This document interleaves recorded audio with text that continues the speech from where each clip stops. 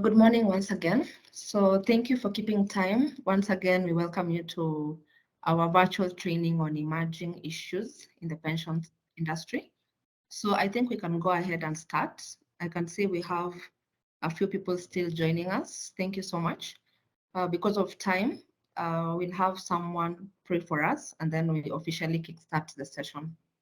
So I'd like to call upon Gloria to lead us with the word of prayer. Then we begin. Over to you, Gloria.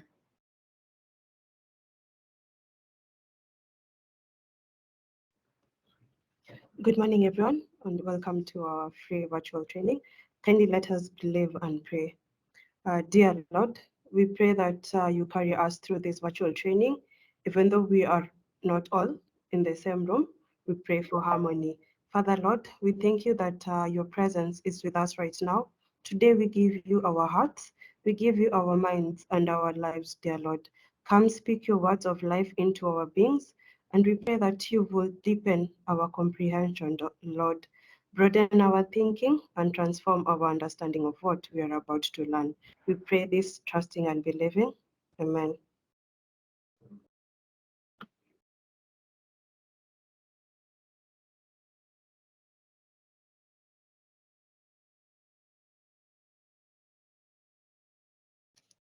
All right, thank you, Gloria, for that.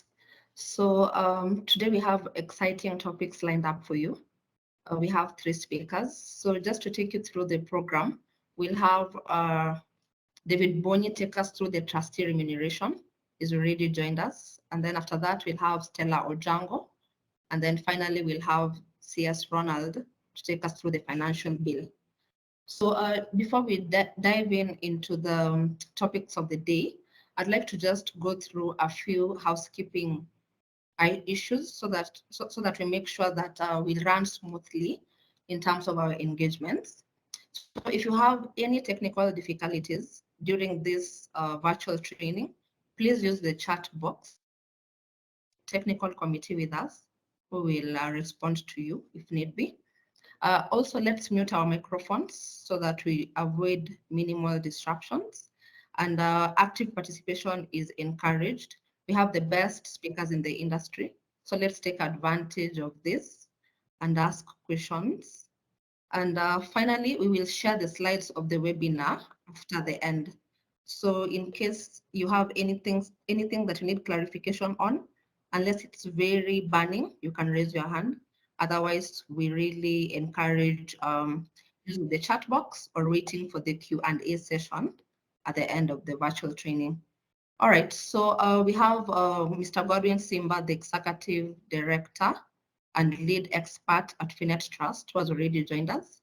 So I'd like to hand him over the virtual stage so that he can take us through what Finnet does, and then we'll proceed from there. So Godwin, over to you.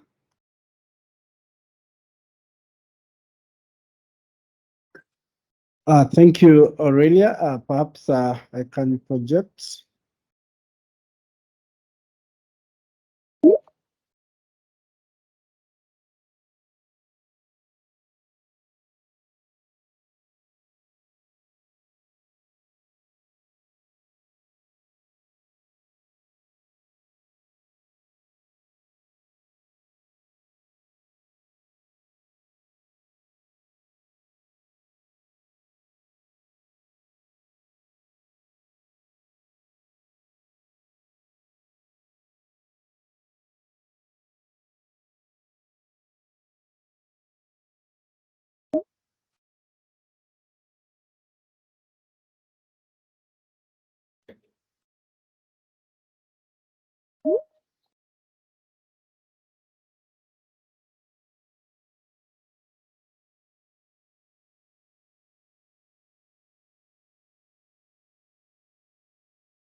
So as the projection is being done. Good morning to you all, and it's my pleasure to welcome you to this webinar hosted by Finnet Trust Services. The host of this webinar is Finnet Institute, which is the primary training arm of Finnet Trust Services. And today we are going to explore and discuss some of the most critical challenges, issues in the Kenya retirement benefits industry. And I think before we get into the agenda, I want also to acknowledge the importance of this webinar. And as the Executive Director, I'm honored to stand before you and also represent Finnet, which is a dedicated institution that is focusing on advancing capacity building and promoting growth and governance in the retirement benefit sector. And I guess, of course, the critical topics that we're going to discuss today are really around the trustee remuneration guidelines that were published by the regulator in mid this year. That was in May, 2 months ago. And as the sector is evolving, of course, you will appreciate that there's an increasing crucial need for the pension sector to address the compensation framework for the trustees because they play a pivotal role in safeguarding and managing the pension funds. And today we will look at this topic and explore the practices, the best practices, and discuss how the guidelines are going to impact the schemes in terms of the way trustees are being remunerated, and as well as also the accountability within those guidelines. And of course, we have Dr. David Nyakundi from Simba and Simba Advocates, who is a renowned lawyer and also pension expert in the industry. I think also we want to underscore the fact that other than the schemes being incorporated by the Retirement Benefits Authority, there is also the element of incorporating these schemes. When we get certificate of registration from RBA, that allows us to operate the scheme as a trust. But there are also best governance practices in incorporating retirement benefits schemes. And you'll appreciate that as schemes grow and adapt to changing needs, it requires innovative ways of incorporating ways that could effectively allow the administration of these funds. And we appreciate the fact that Stella Ojango is with us today to take us through the aspects around how schemes can be incorporated. Of course, also hot in the heels of the current situation is the Finance Bill of 2023. And we appreciate that it holds some tremendous significance for retirement benefits industry as it impacts the financial landscape and also the regulatory framework. Of course, we also aware that there's a court issue around the finance bill, but of course, the critical parameters that have been indicated in those guidelines will, of course, in the finance bill will affect the scheme in one way or the other. And we are glad to be joined by our distinguished speaker, Ronald Bossi, who is of course, the group managing partner at Ronald's LLP, to shed more light on the potential effects of this bill to the schemes. As we start this webinar, of course, I want to encourage us to participate, ask questions, and make the most of the experts that we have in the room, because we look forward to building that capacity to us as trustees of different schemes. Now, I want just to take a moment to just walk us through the aspects of what we do as an organization for some of us who perhaps might be new to Finnet, and we appreciate and acknowledge your presence this morning, especially our distinguished speakers, the delegates who have joined us, and also the technical team who are running this webinar. So as an institute, we are at the institute is a training arm of the Finnet Trust services, and our primary focus is governance consulting and training in the pension sector, and also in the larger public and private institutions, especially by leveraging our expertise in pension and insurance. And we do provide strategic advice to our clientele, pension funds, corporations, and as well as also individuals within the Kenyan fraternity. As an organization, we are, of course, powered by our vision, our mission, and also our purpose. And I want to underscore the fact that we pride ourselves in trying to provide the best advice and future thinking in the world of financial services. And we endeavor to make a better tomorrow today by trying to combine the human talent and technology to ensure that there is sustainability in terms of the advice that the clients are receiving within the space that we are serving. Perhaps of critical note is the product dashboard that we have. We are heavy in governance audits for institutions and also for pension funds. We undertake a lot of board evaluations, strategic planning for schemes and development, also developing of policies and also organization and management systems. We do a lot of trainings. We have both local and international trainings. On average, we do close to 40 to 50 trainings in a year, which cuts across pension management, member management, corporate governance, leadership, risk management, as well as also we are building technology for the pension industry to fill in the gaps, especially for pension funds who have the ICT needs within their own frameworks of in-house management. So that's an area we are also building into. Employee benefits, we have an insurance agency or arm that advises clients on risk benefits. And this will be things to do with employee benefits, pension annuities, group life, and also health insurances. I want to just throw some color in terms of our statistics as a business. This year alone, we've engaged more than 2,000 members on different training programs. We've also engaged close to 800 trustees in different engagements. These trustees are drawn from close to 189 pension schemes. We have also undertaken more than 50 training programs. We have a staff complement of 15, and our combined years of experience is around 15 to 20 years. And we've done also quite a number of international programs. I think I want at that point to note that we just recently did a benchmarking session for our pension clients in the Netherlands, which is one of the best world best pension countries to be benchmarked. We're having our technology conference coming up next week, which will amalgamate pension schemes from Kenya and also extensively Africa to explore issues on technology.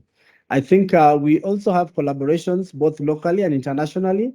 In Kenya, we have collaborations with ICS, that is the Institute of Certified Secretaries, to promote governance.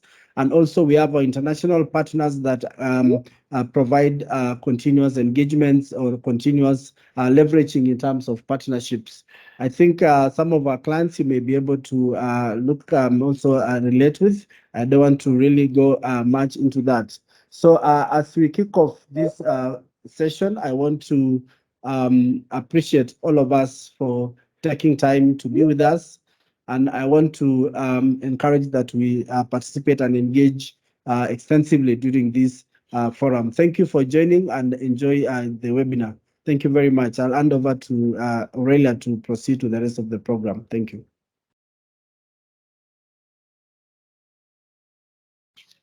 All right. Thank you, Godwin, for that. Thanks for highlighting the importance of this webinar and taking us through what Finnet does. So for those people who just joined us, my name is Aurelia Ochako, the training manager at Finnet, and I'll be moderating the session today. So without further ado, I'd like us to just proceed to the first trainer of the day. That's David Nyakundi Boni. Allow me to share the screen on his profile, and then we can proceed from there. Meanwhile, David, you can prepare so that you can start us off.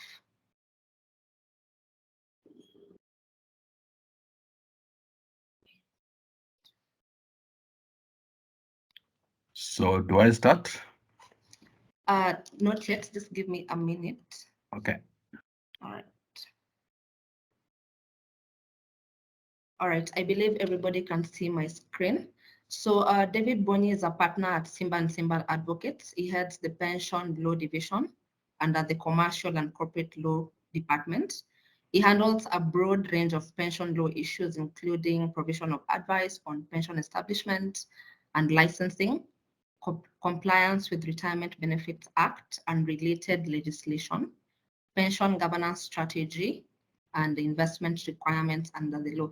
So these are just a few things that David Nyakundi Boni does, but he's a well-known name in the industry, and I believe he'll be able to take you through all that is required. So karibu sana, David, over to you. David, you can start now. Thank you so much. Let me put my screen. You can see it? Can you see my screen? Yes, we can. We can see your screen. Thank you so much, ladies and gentlemen. I want to thank Finnet for the privilege of allowing us to speak to you this morning. I'm trying to see. Yeah, that's fine. So, as you have heard, my name is David Nyakundi. I'm a practicing lawyer with Simba Advocates. I just practice pension law. I've done this for over 26 years now. I've been involved in many other things, including organizing the pension arrangement in Uganda, in Rwanda, and partly in Tanzania. Some country in East Africa, the Gambia, some country in Asia. Currently doing some work in Mozambique over pension reforms. Now, the question that I've been asked to discuss this morning in the next few minutes is guidelines on trustees' remuneration policy and scheme expenses.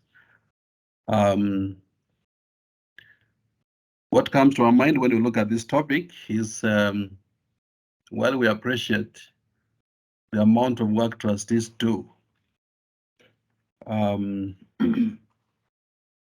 what is the worth of a trustee in the context of the work that a trustee does from day to day in the management and governance of a pension fund? There are many discussions around that topic, not just in this country, many other countries that I've looked at, and you don't seem to get an answer of what could be the right pay or remuneration of a trustee. At the same time, we all appreciate that pension funds have moved from what they used to be previously, defined benefit schemes, to defined contribution schemes, where this question of cost in a DB arrangement may not be too crucial because the liability and the cost is borne by the employer in entirety. But with the shifting to DC schemes, then everything has to count to make sure that a member has the expected pension at the time of retirement. And that includes the cost of running a pension fund. And one of the ingredients of that is, of course, trustee remuneration, besides other costs which go into various service providers and which we shall be looking at in this presentation. So under Section 55(3) of the Retirement Benefits Act, the authority is mandated to issue guidelines, and it has been issuing those in the recent years. This is one of the latest that has come forth to guide and control the manner in which trustees are remunerated and how service providers are going to be remunerated. So I'll be covering a brief introduction, then guidelines and objectives. Guideline objective and intended outcomes of this guideline and the scope and RBA expectations around this guideline. Then obligations in setting remuneration and fees. What are the obligations on the part of trustees in carrying out this duty, and guiding principles and procedures in policy development, the policy on remuneration, and what will be the fees for service providers. And then we look at the first schedule, which gives specific guidelines on how this should be done. Then I'll make some conclusion. As Godwin clearly indicated, this guideline was published on the 5th of May 2023. And that is the commencement date, but it was dated on 18th April 2023, then published on the 5th of May 2023. It's called the Guidelines on Trustees' Remuneration Policy and Scheme Expenses. So the objectives of the guideline are three. One is to set principles and procedures for determination and remuneration approval. There's a whole process of approving this policy. Secondly, is to specify permissible and unpermissible expenses of the scheme, and then it guides trustees on determining the payable fees for service providers. It is expected that once this guideline is implemented, there are particular outcomes that RBA is looking for. One is it hopes that there will be prudent management of expenses of the scheme, especially in the DC schemes, which comprise probably 98% of the schemes in this country, and enhance transparency and accountability in managing expenses. So, well, that indicates that there has been a problem in this area. There have been some abuses. So RBA, with the power it has under Section 53, of course, in consultation with the minister, they have issued these guidelines to ensure there is some level of transparency and accountability on this question around the expenses of the scheme, and in particular, trustee expenses. Then we have another outcome intended, which is to enhance member confidence. Members could be saying trustees are eating a lot of our money, so let's have this controlled and people have confidence in the affairs of the scheme. And it should be able finally to minimize the risk of applying scheme funds for the benefit or to the benefit of the trustee. So in terms of scope and application, which is provided for in guideline number 5, the guideline applies to all the sponsors, trustees, and service providers, the common parties that go into a pension fund. And trustees are obligated to prudently set and review the remuneration for trustees and, of course, service providers. So you have this duty as trustees to prudently set and review your remuneration and those of the service providers. Lawyers have a way of defining the word prudent. It will depend on the circumstances, and the court will determine whether you applied your mind prudently under those circumstances. Statutory schemes, of course, because in those statutory schemes like NSSF, they have their own guidelines which provide for trustee remuneration, and therefore they are exempt from this guideline. And therefore, this guideline may not apply to them. Those which are established by law, like the PSSS, the Public Service Financial Scheme, NSSF, and others, probably this question of trustee remuneration is covered in those legislation, and therefore this guideline will not apply to them. Trustees are responsible in implementing and ensuring compliance to these guidelines, so it's your duty as trustees to make sure that this guideline is complied with, and RBA will be calling upon you to account whether that has been done or not. There are standards and expectations and limitations which are under this guideline. Guidelines provide guidance on the expectation of RBA on the minimum standards required for the remuneration and fees. So the RBA expects that as trustees, you will, in terms of your remuneration, you will comply with the standards set out in this guideline. Whether paid by the sponsor or the scheme, you will be required to report in the annual financial statement what the remuneration was in that year. Of course, for purposes of application of law, these guidelines are inferior to regulations and the Act in case there's a conflict.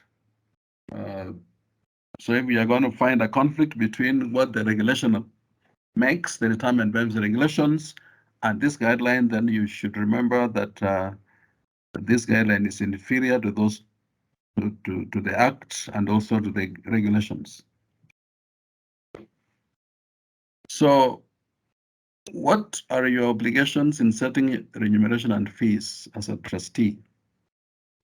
These are obligations which have been set in this guideline for you to pay attention to, and which should guide you as you develop your remuneration policy.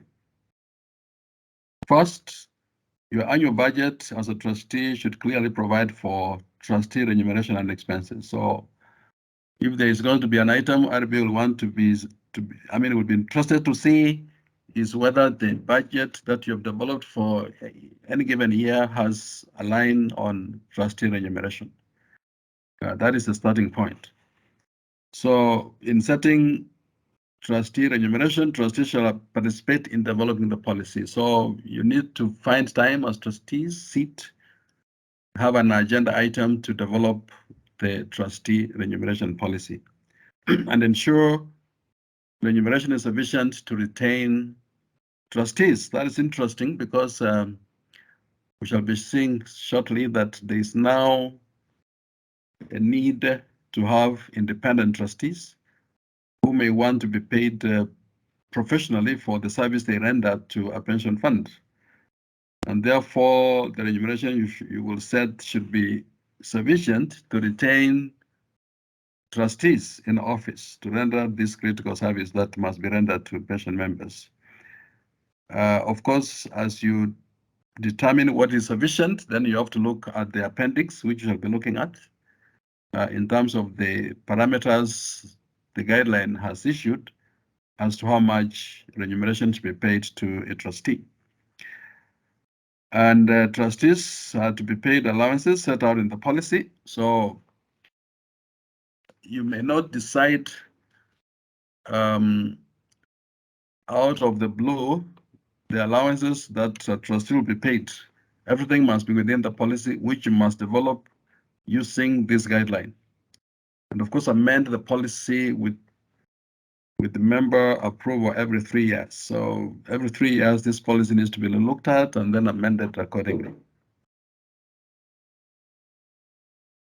The other thing that you are going to pay attention to in terms of developing this policy includes setting service providers fees. So that has to be part of the policy that you're going to develop. And it's going to help you on how you negotiate and agree on the fees payable to various service providers of a pension fund. Number one, you need to participate in setting the fees as trustees and apply best governance practices in selection process. Of course, we know currently we are under this procurement provisions in terms of outsourcing services. But nonetheless, the guideline seems to suggest that you have to apply best governance practice in selection of your service providers and take into account the profession and fees chargeable to those service providers. If you take an example of procuring a lawyer to give some services to a pension fund, it's always important to ask yourselves, what is the fee payable to lawyers as a profession? Some other professions could be having standard fees. You need to know all that even as you set your fees so that you don't just set fees which will make it difficult for you to select a service provider. And of course, once you've agreed, you're supposed to sign your SLA, service level agreement, which is revisable after every 3 years, including the fees that you had agreed previously. Of course, that means that you may have to limit your service level agreements to 3 years, of course, renewable, and of course, revisable in terms of fees. I've been involved in a dispute where a service provider had been in office for more than 15 years. So you just need to start thinking whether that is a good governance practice or you should have it in a shorter period of 3 years, which then you will need to continually review the performance of a service provider and then revise these contracts, all SLAs, after every 3 years. Another issue is the regular performance evaluation, which I've just mentioned, to inform your fees. So if you are working with a particular service provider, you need to see whether that service provider is giving you value for money, and that you can determine through performance evaluations. And that will be a basis for your further negotiations on fees if you really intend to retain them or not. And of course, it's always mandatory that you sign your SLA, which clearly prescribes the fees agreed. And in the annual report you prepare as trustees, you need to show the fees clearly that has been agreed on and payable to trustees, to service providers. Of course, you need to comply with the tax obligations. Make sure that as you engage service providers, as you agree on the fees, the tax obligations must be clearly respected so that you do not fall victim to the requirements of the Income Tax Act or any other tax laws. Dispute on guideline implementation to be referred to RBA. So if there's a problem, there's a dispute about how you implement these guidelines, then you need to have a recourse to the Retirement Benefits Authority, which will guide you on how to resolve that dispute. So trustees must have a remuneration policy. That's a mandatory requirement. There's no discretion on that. And the policy is not required if trustees are not remunerated. Probably we have a few schemes where trustees are not remunerated. In that case, you do not need this policy, which is basically mandatory to all schemes where trustees are remunerated. And the policy shall state meetings eligible for trustee remuneration. I know trustees have many meetings in the course of a year, but as we shall be seeing shortly, there are those meetings which will not do not qualify for trustee remuneration, and therefore your policy will have to clearly highlight those where trustees are eligible for remuneration and those which they are not. Meetings are not to exceed 6 board meetings and 6 committee meetings in a year. So you need to look at this together with your trustee and see whether this is aligned. If there is any departure in the deed, then you need to start considering an amendment, or even in your charter. I know trustees have come up with trustee charters where they have stated how many meetings they'll hold. This may require that you start looking at those charters to see whether this aligns or not with the guideline. Except, of course, for the chairman, trustee remuneration shall be equal to all the members, meaning that the chair may have slightly more, as shall be provided for in the policy, and there will be a guideline on that as we shall speak, as we shall see shortly. So the policy shall stipulate permissible expenses as per the first schedule, which of course excludes honoraria, responsibility allowance, bonuses, meeting preparation allowance. Those will not be permitted under this guideline. Foreign training and travel expenses must be provided for in the annual budget. Otherwise, you will not be able to incur expenses for foreign training and travel expenses if it wasn't provided for in the annual budget. And the foreign training has to be approved by RBA. There's a 14-day notice that you must give to RBA to approve those foreign training before they are conducted. The policy again shall provide that reimbursable expenses shall be actual and payable after the meeting. I think this is trying to deal with trustees who say, I am in Kisumu, send me all those expenses, I'll be coming down to Mombasa tomorrow. So it seems to be saying, you go to Mombasa after you have incurred that expense, then it will be reimbursed to you. trying to minimize the risk that probably you may get the money and never travel.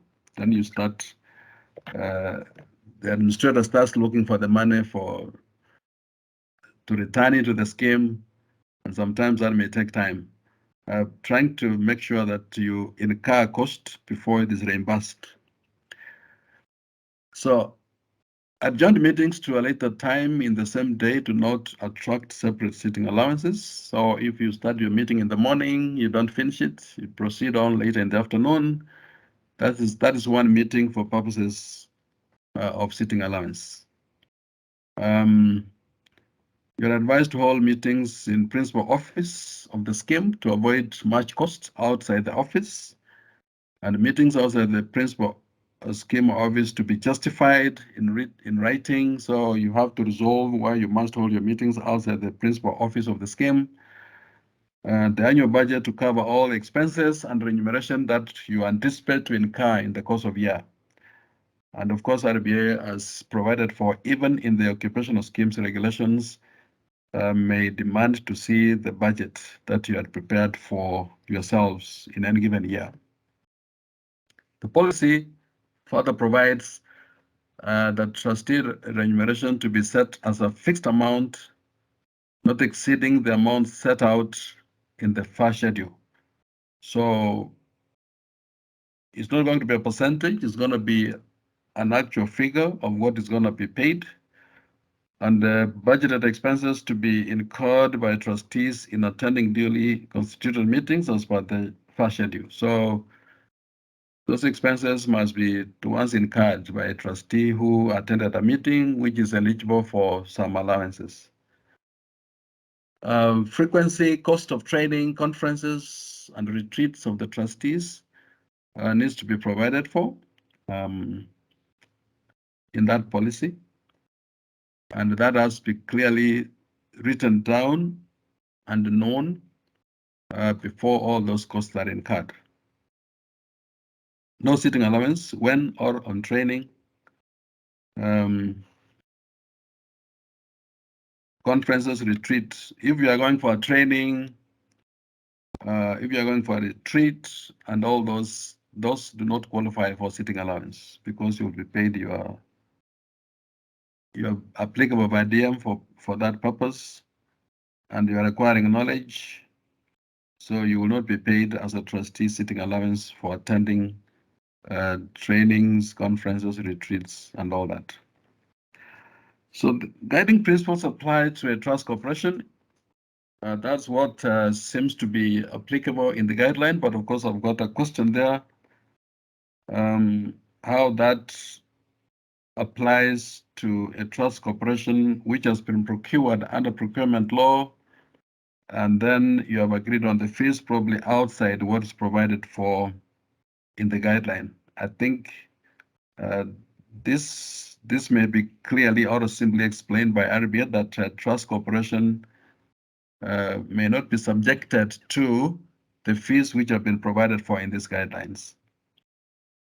There will be fees applicable to them as if it was a service provider, and those are agreed and negotiated between the sponsor and the corporate trustee.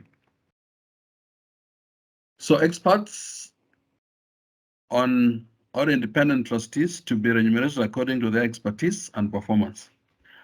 This is interesting because unlike other trustees, the independent trustee or experts who have been incorporated into trusteeship because of their expertise will be paid in accordance with their expertise, which means that has been negotiated, agreed on, and signed off. The appointment shall be under a signed agreement. There are situations where committees may seek to have an expert for purposes of resolving an issue, which is probably more technical than other trustees could handle. And the moment you engage an expert for that purpose, then of course you need to agree on the fees and have that agreed on, and that fees will be paid in accordance with what has been agreed. Sometimes the sponsor may appoint an independent trustee. I've been myself, I'm an independent trustee in one of the schemes. And in a case like that, again, the negotiation between the sponsor and the independent trustee may not necessarily be subject to the provisions of these guidelines in terms of remuneration.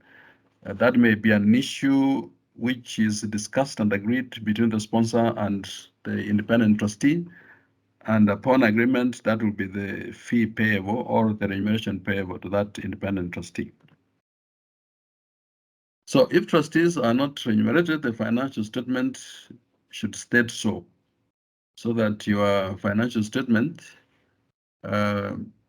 should clearly state that the trustees of this scheme X are not remunerated, and therefore there will be no disclosure on trustee remuneration in the annual statement. And another procedure here is the policy to provide a procedure of paying a remuneration. How that is going to happen, that is basically administrative, but there has to be clearly a procedure on how that will be done, and a policy to adopt, to be adopted at a duly constituted meeting. So all trustees will have a meeting where they will consider this policy and adopt it, and trustees to seek concurrence on policy from the sponsor, and that is important. Of course, we have DB schemes where the sponsor carries all the burden in terms of funding of the scheme, and therefore any cost is important to the sponsor. Somebody may ask a question, how is this important to a DC scheme where the obligation of the sponsor has expired upon remitting contributions? I think there's also another interest of the sponsor on the scheme, which is that the scheme has been set up by the sponsor for the benefit of the workers. And if workers are disgruntled by trustees mismanaging the funding or the finances of the scheme, then of course the sponsor has an interest. And the policy therefore requires that, or this guideline requires the trustees seek concurrence on the policy they have come up with the sponsor. And the sponsor will look at it, and if the sponsor within 21 days of the receipt of the policy does not respond, it will be deemed acceptable by the sponsor. Otherwise, the sponsor is required to make some either objection on some areas, which it may require amendments or consideration. If not, it will be deemed acceptable if there's no response within 21 days. Trustees will review the policy following the sponsor's comments if they come within 21 days. And if there's any dispute between the sponsor and the trustees, then the matter will be referred to RBA for determination. The policy approval will be sought from members in a normal AGM, even as provided for in Section 5 of the Retirement Benefits Act. And I think the occupational schemes regulations.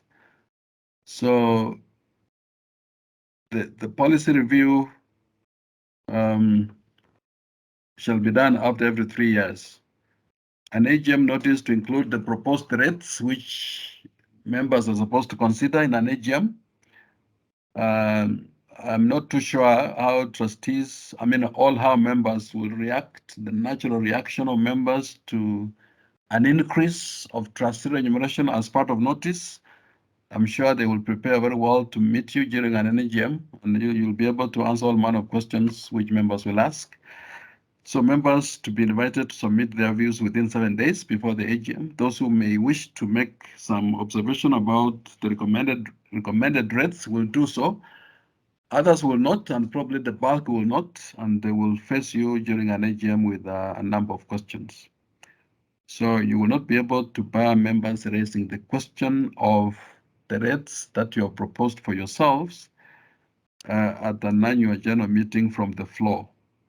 And I always advise trustees to be ready to explain the circumstances and the reasons around an increase of the rate applicable to trustees, which they are proposing for approval to the members.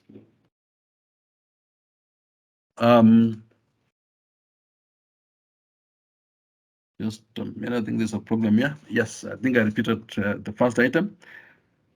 The approval of this policy shall be by a simple majority. And the approval rate to be sent to RBA for approval. There's double approval here. Of course, you agree yourself with among trustees, they send it to the sponsor to agree. From there, you go to the annual general meeting to also agreeing. From there, you send it to RBA for agreement. And it has to be signed by 2 trustees and the 2 members who are not trustees, then sent to RBA for approval. If approval of policy is not secured at the AGM, of course, the current rates will apply. Members may actually say no at an AGM. In that case, what currently is applying will continue applying until that agreement is arrived or reached.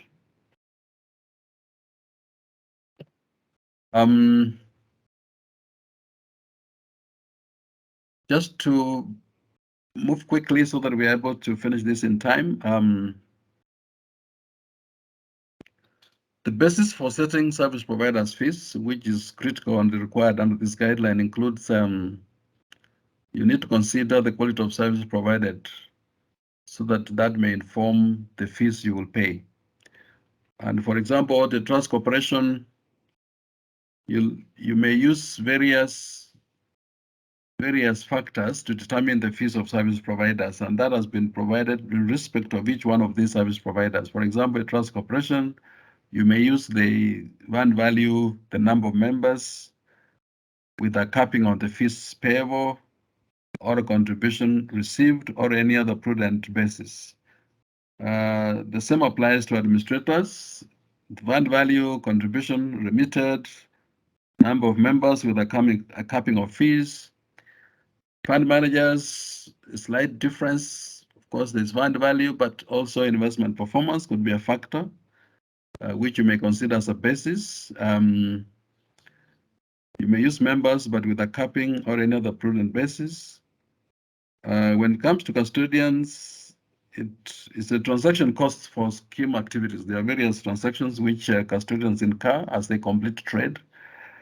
There's a fund value and charges for specific services like self-custody, expenses, postage, transactions, and all those.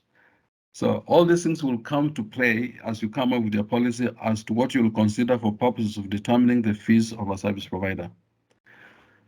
Trustees to prudently negotiate their fees with service providers and have this included in the SLA before it is finally signed.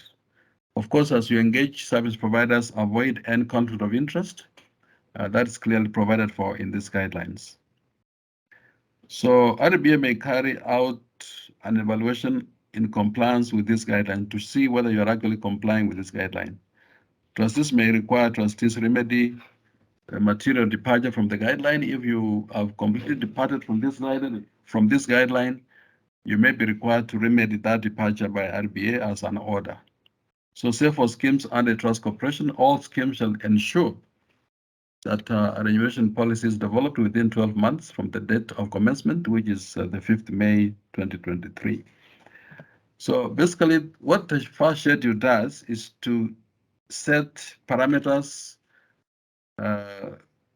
where you cannot exceed in terms of seating allowances. For example, seating allowance for a duly constituted meeting is when it is payable in a duly constituted meeting, and the chairman may be paid slightly more, but not exceeding Kenya shillings 5,000. So wherever you shall have agreed, if the chairman is going to be paid more, it shall not be more than Kenya shillings 5,000 shillings. And the fund value not exceeding half a billion, that's 500 million shillings. The sitting allowance shall be 10,000 shillings. Over 5 billion, but not exceeding 1 billion, 15,000. Over 1 billion, not exceeding 10 billion, 20,000. Over 10 billion, a maximum is 40 billion. So that range has been given, of course, with a ceiling where you cannot exceed, even as you determine your remuneration. Daily subsistence allowance, Nairobi, Kisumu, and Mombasa is 20,000. Other towns is 15,000.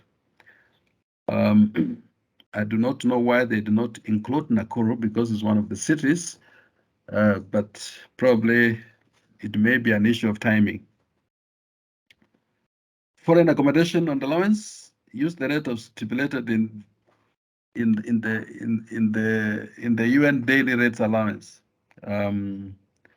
So the UN rates will apply for different countries up to a maximum of USD 500 per day. So travel allowance, local transport to be provided to meetings, and the actual transport costs at AA rates for a maximum motor vehicle capacity not exceeding 1,800 cc. So they are very strict on the maximums, which you shall pay attention to when you are paying these allowances. International travel to areas served by air transport, you are required to use air transport if there's air transport to those areas, and use economy class. If air transport is not available and the trustee opts to use personal transport, then AA rates will apply as earlier indicated. So you don't have too much room to determine how much you want to be paid for using your car. If trustees opt to use personal transport where transport has been availed by the scheme, then there will be no further transport allowance paid to this member. You shall have given a service to the scheme free of charge.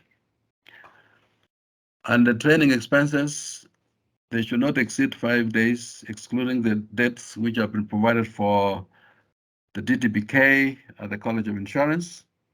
So if you are planning to train trustees in any given year, it cannot be for more than 5 days in a year, except, of course, excluding the college 5-day training. Sensitization by RBA are not trainings. If, for example, RBA comes to give you some sensitization, then of course that's not training. And where you are going for training, which of course not exceed 5 days in a given year, the actual cost will be incurred as provided for previously. So the second schedule to this guideline is about the draft policy. There's a sample policy which has been given, which shall guide trustees on how to frame or develop their own trustee remuneration policy. And the trustees do not develop policy in line with this. I mean, you're advised to develop the policy in line with this sample. It will make it easier for you and probably cheaper, and you can comply with it fairly fast. But of course, if you need professional help, that can be given to you by any of the professionals. We can help, and any other person you think can give you a better service to do this quickly, you can engage and have this done fairly quickly within the 12 months that have been prescribed by RBA. Let me conclude with this. Are the trustees entitled to remuneration in return for their services? That's a question I'm asking all of us. Of course, the common law principle clearly states that trustees should not be paid for their trust services. The rule is premised on the principle that trustees are not to profit or benefit from trust property. Paying them might give rise to conflicts of interest and duty, and that has been the tradition of common law for many years. There's a UK case which I've said that here, Brunel Bruce versus Moore and others, which was a 2014 case, which reaffirms that position in respect of lay trustees, trustees who do not have any expertise or not independent and professional, or even trust corporations which are giving a trust services. So basically, the principle is that trustees are not to be paid for services they render as trustees. The Trustee Act in Kenya here, a trustee may reimburse himself or pay or discharge out of the trust premises all expenses incurred in or about the execution of the trustees of the trusts or powers. In other words, What is payable to a trustee is reimbursement of costs incurred, but not a profit, not a salary, not a pay. I think this is a principle which has been going on for years from medieval England when the concept of a trust was created, and it has been running over the years up to now. There are few exceptions which now apply to what you call professional trustees, independent trustees, corporate trustees who are available to render these services at a fee.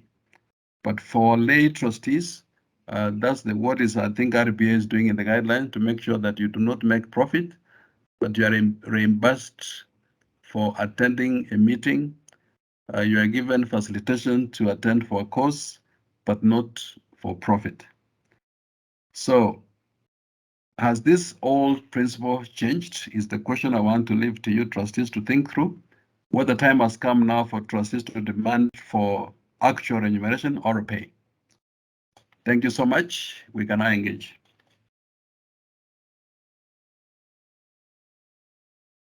I've ended my presentation. All right. Mr. David. Yes. Thank you for that enlightening session. I believe the trustees and the members that have joined have been able to have some few take-homes. So we'd like to start the Q&A session, and we'll have 2 rounds. So maybe the first round we can take 4 questions, and the second round we can take 4 as well. So I'd like to hand this over to the members in attendance. You can raise your hand or you can utilize the chat box.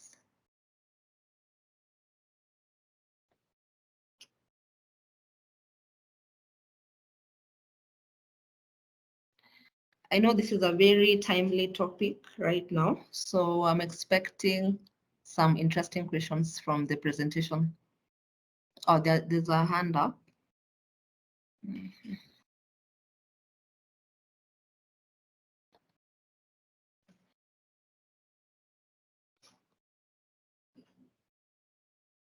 Okay, I'm trying to, just a minute. Yeah, we have a hand up from Elijah Kuske from Poster Pension.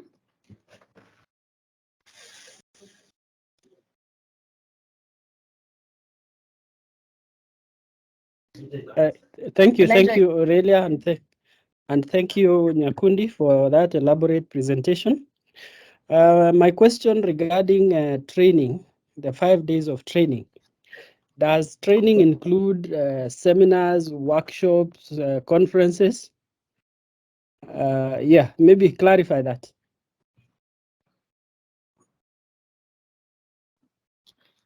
All right, that's the first question. The second one, we have it from Stella Abonyo. Sorry, Stanley Abonyo. Sorry about that. You can go ahead.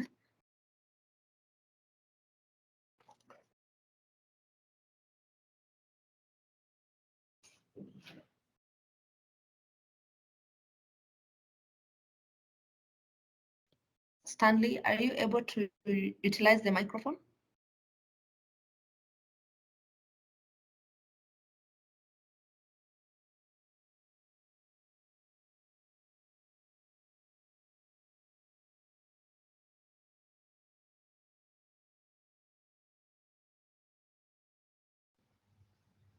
Yes, you can get me? Hello?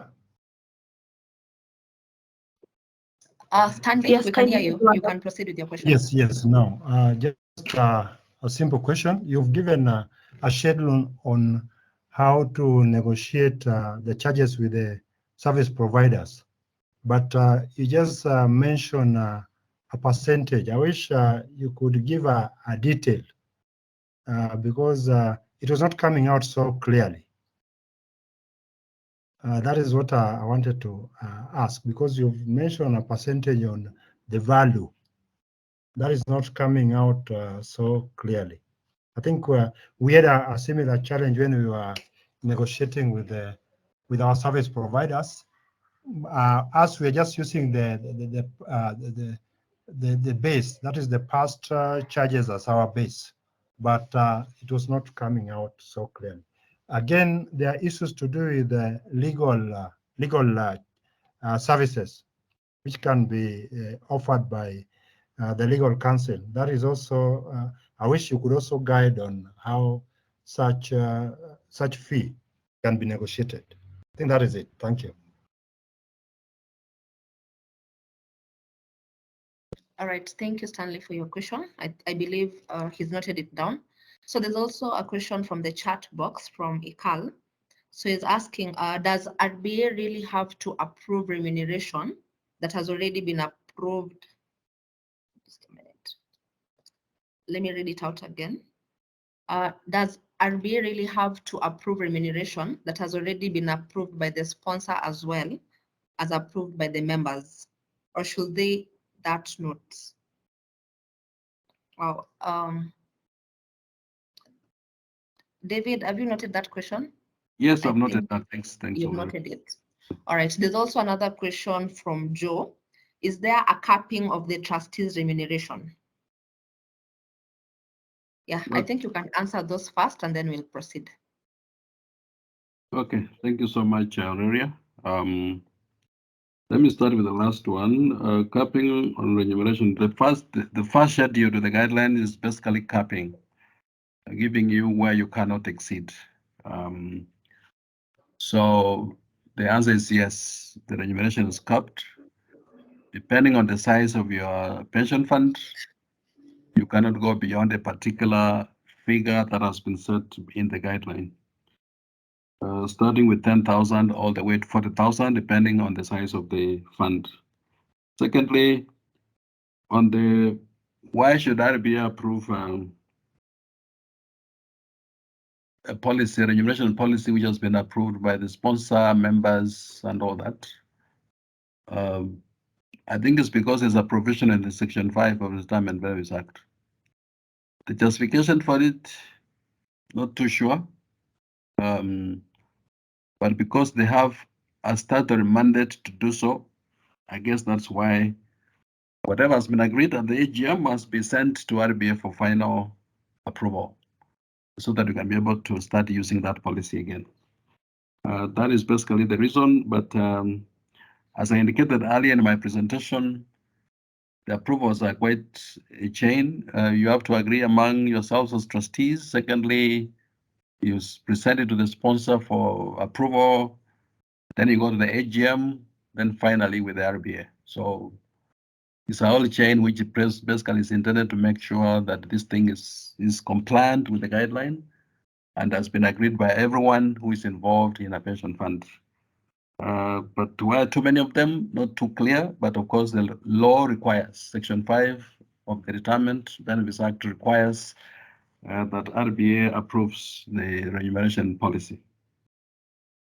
The religious question, I think anything else other than your duly constituted meeting to transact an agenda items in a meeting of the Board of Trustees, anything else outside that does not qualify for purposes of remuneration, sitting allowances. So retreats, seminars, workshops, anything else, including the College of Insurance Training, TDBK, all those are the trainings and they do not qualify for a sitting allowance of trustees. So if you want to know where sitting allowance is applicable, is when you do a notice to the members to come for a business to transact a particular agenda. And once you finish, you go away and for a workshop, for some retreat, for some training, for all those do not qualify for purposes of sitting allowance as envisaged in this policy or in this guideline. Stanley has an interesting question about charges for service providers. They have given various parameters you can use to negotiate your fees with the various service providers. And one of them, which I think you have raised, is a percentage of the fund value of your pension fund. So the percentage is not given, but you can, in your negotiation, if you want to use the basis could be the members of the scheme, but you remember the guideline requires that you put a capping of what will be paid, because some schemes have a lot of members, and therefore, if you have to use just every member, then it's going to be very expensive. So the guideline is saying you can use members as a basis to negotiate your fees. You can use the asset base, which means basically a percentage, 0 point something percent of the asset, total assets will be the basis of fees. So the guideline doesn't give you what percentage that is. That is the basis of your negotiation. Of course, the guideline requires that you negotiate properly and agree and put this, what you have agreed, in the SLA. Some may use, for example, asset managers, you may use performance. You may say that we are going to take 5% of what we have made in that given year from the capital you gave us. So when it is performance-based, sometimes there are risks associated, but some people do use, not too many of them, they do use performance-based fees, which again, you may have to negotiate thoroughly with the service provider before you agree and sign off. In terms of legal fees, the lawyers have advocates remuneration order, which informs their fees. Also, the Advocates Act gives guidance in terms of how to negotiate fees between yourselves and the lawyers. You can actually agree on the fees in advance once you have negotiated on it and sign it out, and that will be acceptable within the Advocates Act. But remembering there's an advocate's remuneration order where you have not agreed, which will apply for purposes of fees. So my advice would be, as you engage lawyers, remember, even the guideline did indicate that as you engage any of these service providers, these professionals do have fees which inform how they are supposed to charge for the services they render. The lawyers have specific order that has been issued, what they call the advocate's remuneration order, and you need to pay attention to that even as you negotiate your fees with the lawyers, or go the route of direct negotiation on the fees for the legal services as provided for in the Advocates Act and sign off whatever it is that you have agreed. I think I've answered the 4 questions, Valeria, unless somebody needs some further clarification. All right, thank you, David, for that. So there are other questions that have come up, and we're going to now take the second and last round of questions because of the time. We have very limited timelines. So I hope every question was clarified in the first session. We can proceed to the next one. All right, so there's a hand up from John Betts. John, you can go ahead and ask your question.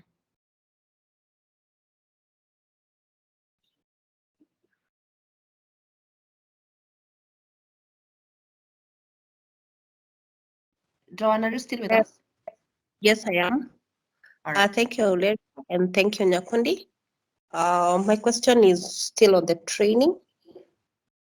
During the presentation about the 5 days, I think it didn't come out clearly if it is annually or it is the days for the training. Though the presenter said per year, but from the slide, it's just reading the training should not exceed 5 days. So is it for that specific training that should not exceed 5 days, or is it 5 days per year? Oh, And then I've noted that. okay, and then on the 5 days, does it include the traveling dates? That's my question. Yes, I've taken note of that. Okay. All right. Thank you so much, John. There's also another question, or rather clarification, from Elijah. It was in the first round of questions. He said he didn't hear the response on whether the training includes seminars or conferences and workshops. So maybe you'll clarify on that as well. Other questions from the chat box. Let me just read them through real quick. Yeah, there's a question from Joe, an additional question. So it's asking, if one works for a pension organization and it happens that his services are terminated, but the guy, for example, a car loan or the mortgage, can the employer agree with the employee to deduct the dues from the pension, or it will conflict with the law? That's a question from Joe. Let There's me also get that again. Is it on the chat box? on the chat box, yeah. Would you want me to repeat again? Just repeat it again. All right. So it's asking, if one works for a pension organization and it happens that his services are terminated, but the guy owes the company, for example, a car loan or a mortgage, can the employer agree with the employee to deduct the dues from the pension, or it will conflict with the law? So agree with the employer. Yes. Okay, I hear the It's question. in the chat box as well. Okay. All right, there's another from Kanza Musioka. The 5 days from the training, does that include or exclude the travel days? I think this was noted previously. All right. And there's another one from George Odao. Is asking you to comment on there are committees like administrations that need more meetings than 6 because of the nature of their work. And yet the meetings are limited to 6 per annum. Okay, I hear that. You've noted that. Paul Nduati is asking, did you mention per diem at some point? Also, another one, if DB and DC schemes under one sponsor are managed by the one board, are the meetings still limited to 6? Yeah, let me just say the last 2, and then you will go ahead and wrap up. Okay. So there's one from Brian. Is it in order to co-opt expertise on advice basis if there's a particular skill gap in the board of trustees? Okay. You noted that? Yeah. Yeah. And there's now the last one from Stanley Abonyo. Is the number of trustees guided in board? There is 7 or 9. I think, Stanley, you can rewrite that. I didn't quite get it. Is the number of trustees guided in board? There is 7 or 9. Maybe he'll repeat that. I hear that. Yes, fine. You've okay. That's okay. So over to you. You can tackle the questions. Thank you. Quite a bit of those. Of course, the guidelines in terms of trustee numbers is in the occupational schemes regulations for those who are running occupational schemes. For DP schemes, not less than 3, not more than 9. For DC schemes, not less than 4, not more than 9. So that is provided for in the occupational schemes regulations. Can you co-opt an expert in the board of trustees if there's a skill gap? The law doesn't say no. I think good governance would say yes. And in cases like those, then you may ask the question, who will co-opt? Is it the trustees or the sponsor or the members? So there may be a challenge there. Who is going to co-opt? Because all trustees are appointed by either members or the sponsor.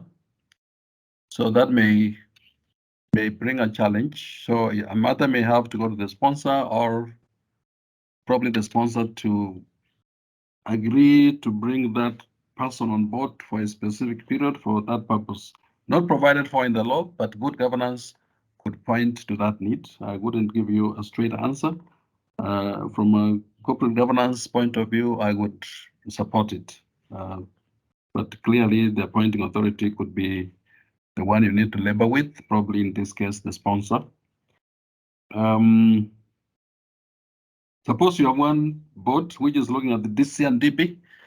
I think because every scheme here, the DC or the DB must have its own policy. So the 6 meetings are per scheme, not individuals. It's per the scheme. So the district scheme will have its own 6 meetings, and the DB scheme will have its 6 meetings. So that is what is envisaged in the guideline. If you have committees which need more time than the time allocated in the guideline, the implication of the guideline is that any more meetings than what's allowed in the guideline is not supposed to be paid for. There will be no remuneration. That is what I read. You can have 20 meetings, but you remember the payable ones are 6. So that is supposed to discourage many meetings. I used to deal with some pension funds where they could have more than 30 meetings in a year. And of course, the answer to that from RBA point of view now is to say, fine, if you want to have that meetings, fine, but remember the payable ones are 6. Probably that's the implication, probably. The question of ADM is in regard to if you are going for training, which is approved and allowed, you will be paid your out-of-station allowance, overnight allowance. That's what I was calling per diem. If you are traveling out of the country, you will be given some money to afford your accommodation, things like those. So it's not that you are going to be paid some allowances like sitting allowance or anything else. It's just expenses to enable you to travel to wherever you are traveling to, for you to be able to have your subsistence, your accommodation and all that in whichever station that you will be for purposes of your traveling to attend that training. There's been a question here about travel days, where they're included in the 5 days. The regulations don't specify whether the travel days are included. My counsel here will be, if you're traveling out of station, out of the country, that's where this question probably may arise. Remember, the guideline also requires that you seek formal approval from RBA before you attend international training. Then that issue may have to be raised. That issue may have to be raised with RBA for purposes of clarity and approval, that we are going for this 5-day training, but for us to get there, we need 2 more days to get there and return back home. So probably that's part of the issue that probably may have to seek RBA approval when you arrange for your traveling.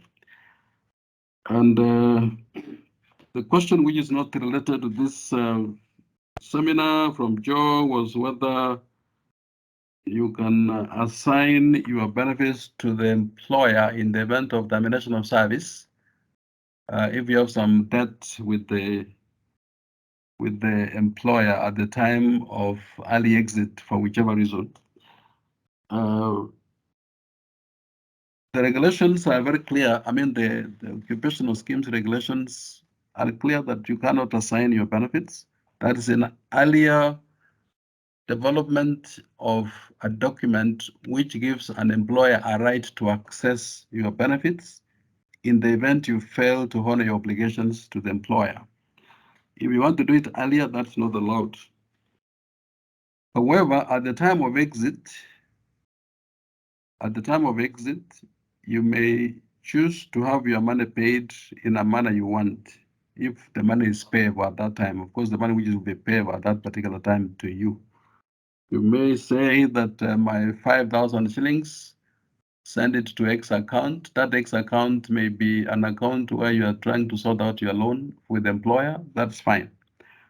But the employer will not have a right to access that money from the pension fund. It's for you to divert that benefit payable to you to the employer to sort out your liabilities.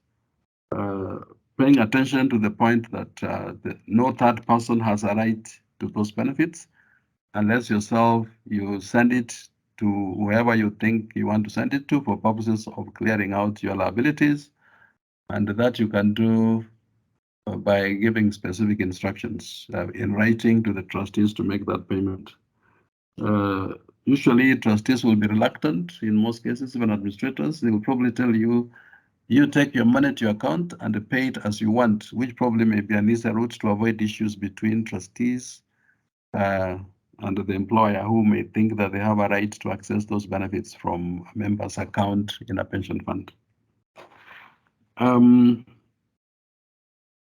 Elijah is asking whether seminar, conference, workshop are part of training.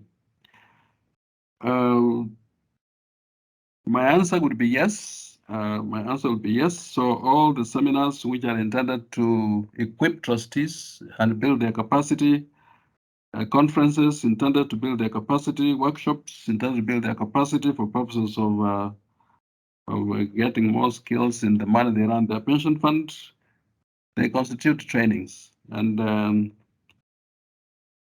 of course, what that does is to reduce the number of days that you have in a year for purposes of what you may call the formal training you want to give to the members of the Board of Trustees. So the question, which links me to the question John asked, whether the 5 days is the continuous training or is per year. The 5 days is the number of days a trustee can go for training in a given financial year. So you can do 1 day today, another 1 day sometime in November, and that kind of thing. But they should not go more than 5 days in a given financial year.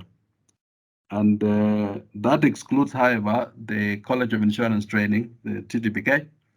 That is a given special 5 days. So if you were to combine the two in a given financial year, a trustee has got 10 days of officially allowed days of training of a trustee in a given financial year. It shall not be more than 5 days in a given year. So if you want to exclude seminars, conferences, and workshops, I think RBA will probably say no, because all those are deemed to be training of trustees, for which a pension fund is incurring a cost to train and equip trustees for purposes of upskilling them for handling their affairs as trustees in a pension fund. I think already I've tried to run through all of them. Yes, you have. Thank you, David, for that. I believe you've answered most of the questions. There are other questions, but because of the interest of time, they will be answered either in the chat box with David or at the end of the session. So sorry for that. We'll make sure we answer them. So I'd like to invite our second speaker. David, you can close on your presentation. We really appreciate you taking time to take us to the trustee remuneration. And I believe that any pressing questions, you can just check through the chat box to see if you can answer them. Thank you. Let's appreciate David. Maybe we can do those virtual claps. You just unmute your microphone and clap, just to appreciate David.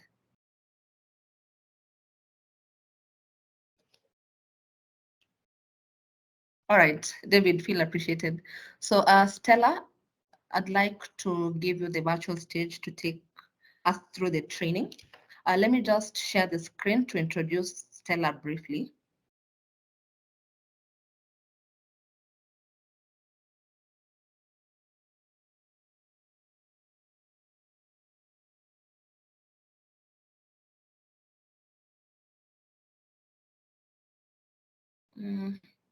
I think I'm having an issue with sharing the screen, so let me just read it out.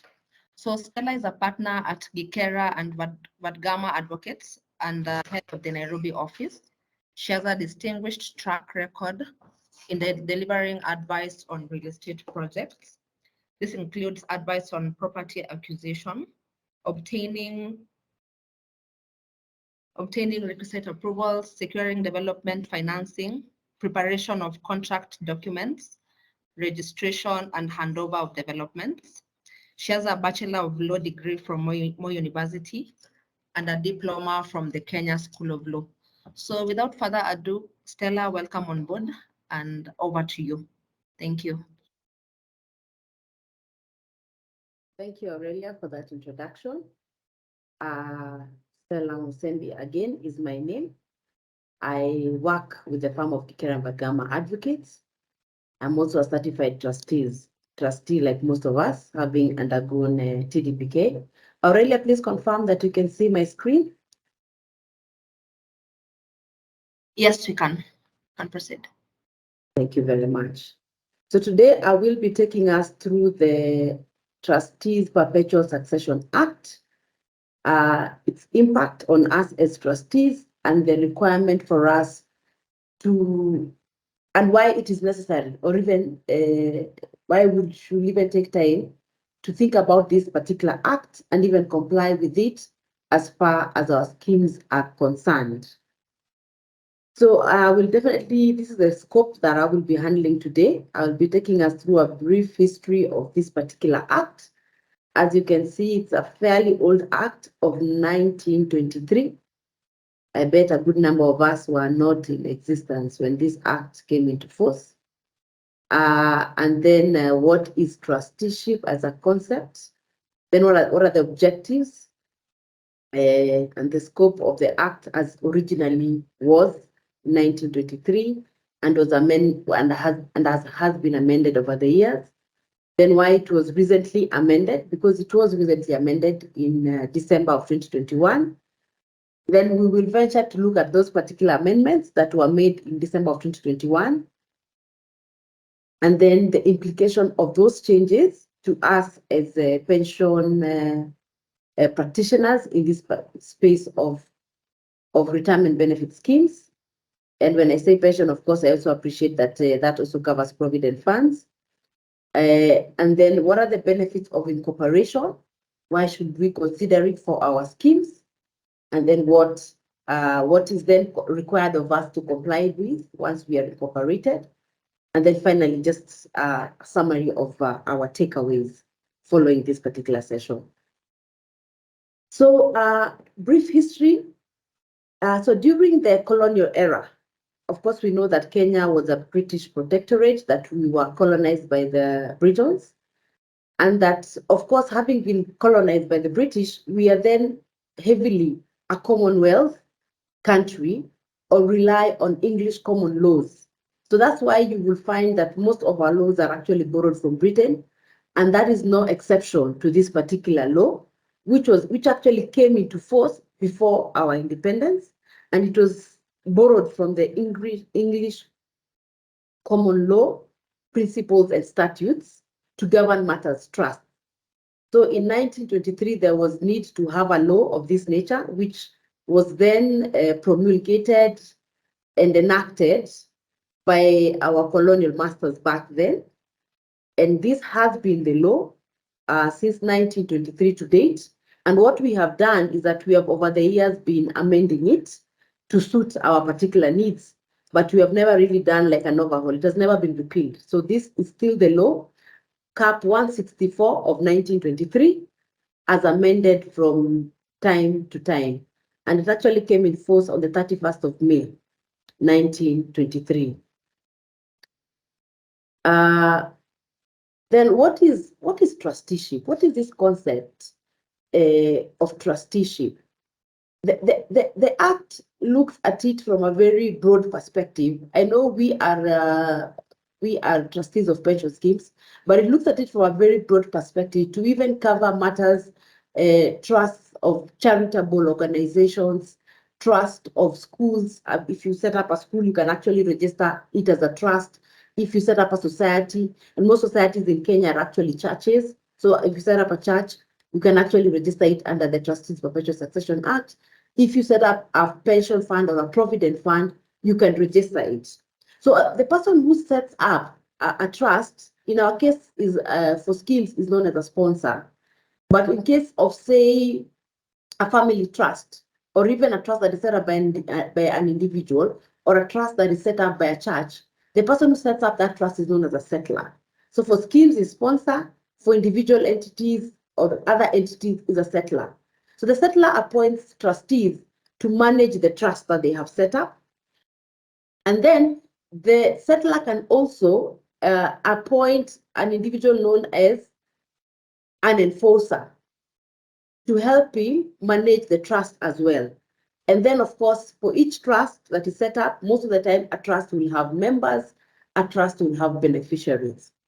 Even though this particular act, through the amendments of 2021, foresees a trust that is set up without beneficiaries, but a trust will ordinarily have members, stroke beneficiaries, and now the amendment of 2021 introduced the concept of an enforcer.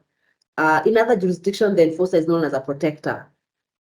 So this enforcer or protector may not exist in our setup as pension schemes, but will be important, especially for individual trusts that are set up by individual persons, either to manage their wealth or to manage their family accumulated savings that they have made over time. So it's generally for posterity. The enforcer is not a trustee and is not a member, neither a beneficiary. Their role is to check the trustee, that the trustees are actually doing what they're supposed to be doing. Probably the similar in our situation as schemes, that would probably be the RBA, because the RBA is definitely not a member, not a beneficiary, not a trustee. So that is what an enforcer does in an individual setting, in a family setting, in a scheme, in a fund that is set up away from a pension scheme. Then, of course, the founder, who is also the settler or the sponsor, sets up the trust by way of a deed, a trust deed and rules. That's what we have in our scheme. So that deed is very important. Then the founder or the sponsor in a particular case transfers certain assets to the scheme. So in our setting as pension schemes, what is transferred is a contribution, the monthly contributions that are made by the sponsor, especially for DC schemes. The sponsor contributes, say, 10%, and the members 5%, or 20 and 10, whichever ratio that you have in your scheme, that is what is transferred to the scheme. In a DB scheme, it's a promise that I will give you this percentage of your income for the years of service that you have served in this organization. So that is what is transferred to the scheme to be managed by the scheme. So the assets of the scheme now, which are transferred to the scheme by the sponsor, or in the case of a DB scheme, in the case of a DC, in the form of contributions by both the sponsor and the members, are then managed by trustees. So this is a similar setup even for an individual, for you and I. If we decide to set up a trust to manage our assets that we've accumulated over the years, this will still be the similar kind of scenario that we will have. And instead of RBA, we will now appoint an enforcer to help check the trustees from time to time, especially where the settler ceases to be, where the settler goes to be with the Lord. Then the enforcer will be a very important individual to have. But for us as schemes, we have posterity, because even if a sponsor winds up, even if a company winds up, the trustees should provide of how the funds are moved either to another scheme, if they are protected rights under the NSSF, back to the NSSF, if there is either to another sponsor who the current sponsor has wound up and set up or moved their assets to, or to another scheme altogether, being either an individual scheme or back to the NSSF where we are dealing with protected rights. So, the CAP 164, that is the Trustees Perpetual Succession Act of 1923, was set up or was enacted to provide a comprehensive legal framework for the incorporation, administration, and management of trusts in Kenya. Of course, back then in 1923, when this act was enacted, the scope was limited. The scope was actually very, very limited, and it was incorporated for the purpose of incorporation of religious entities, social, scientific entities, such kind of entities, educational entities, charitable bodies. And most of these entities you will find, the reason why they will be incorporated under the Trustees Perpetual Succession Act is because most of them will be registered under the Societies Act. So the Societies Act is an act of parliament. When an entity is registered under this particular act, it does not become a body corporate.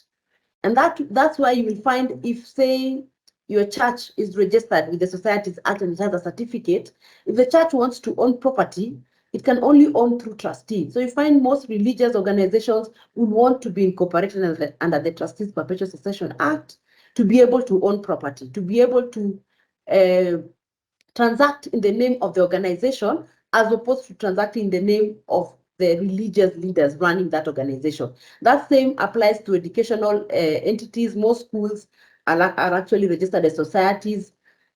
And most associations, actually, even in Kenya, are registered under the Societies Act. So you find associations have grown, they want to own property, except for a few associations like the Law Society, which is established through an act of parliament. A lot of associations are registered under the Societies Act. So for them to be able to operate as entities, they then need to be incorporated under the Trustees Perpetual Succession Act. Then the Act, the 1923 Act, also provided for incorporation of pension funds or provident funds. So pension funds and provident funds, of course, in 1923, the Retirement Benefits Authority did not exist. But by 1987, when we had this RBA in place, even prior to RBA coming into force, most pension schemes were registered under the Income Tax Act. But then RBA came, so there's now need to register under the Retirement Benefits Act and the Income Tax Act. But registration under the Retirement Benefits Act, the certificate that you get does not make your scheme a body corporate, similar to the certificate that a church will get from the Societies Act. So you find that indeed you have a certificate of registration, but you're not a body corporate as a pension scheme. So the Act did allow that as a pension or provident fund, that you can register and be incorporated as a body corporate. And who is incorporated? It's a board of trustees. The board of trustees will petition the cabinet secretary at the time to be incorporated as a body corporate to manage the affairs of the pension scheme. So this law had always provided for these provisions that I've indicated herein, but it was not sufficient and that there was need for an amendment. So the truth of the matter is that that act has been amended several since independence. Even before independence, it had a few amendments. If you look at it, you'll find several legal notices showing several or a few minor amendments to the act over the years. But those amendments were not sufficient to help the process of incorporation to be a bit expedient and to be a bit fast. So there was need to again amend this act. And this amendment was made in December of 2021. That is last year, but one. But of course, a lot of us got to know about it in the following year, 2022. The changes were majorly, number one, to address some emerging issues. As you can tell from my previous slide, the Act did not foresee trusts of family trusts. So there was need for the Act to allow incorporation of family trusts. There was need for the Act to allow for non-charitable trusts to be incorporated, because it only provided for education, churches, societies, and charitable organizations. It did not provide for non-charitable. So the changes that came in 2021 allowed for family trusts, number one. They allowed for non-charitable trusts to be incorporated, and they also allowed or made changes in the process of incorporation. Because as I previously mentioned, the process of incorporation needed a scheme, say that wanted to be incorporated, a pension scheme or a provident scheme fund that wanted to be incorporated, to petition the cabinet secretary. That process of petitioning the cabinet secretary was a hectic one, because I believe amongst the roles of a cabinet secretary, this was the only role that had the cabinet secretary involved in the day-to-day running of the ministry, like he himself having to append his signature for a certificate. You'll find ordinarily with the Ministry of Lands, all documents are signed by registrars, save for this certificate that had to be signed by the cabinet secretary. So that made the process very cumbersome. And in fact, I was yesterday attending a training where one of the trustees mentioned that it took them 5 years for their fund to get this certificate. So you can imagine if you're an administrator of a pension of pension schemes, and for one scheme it has taken 5 years, recommending the same for the next scheme becomes very hectic because 5 years is a pretty long time. The board that passed that approval, half of them may have actually finished their term.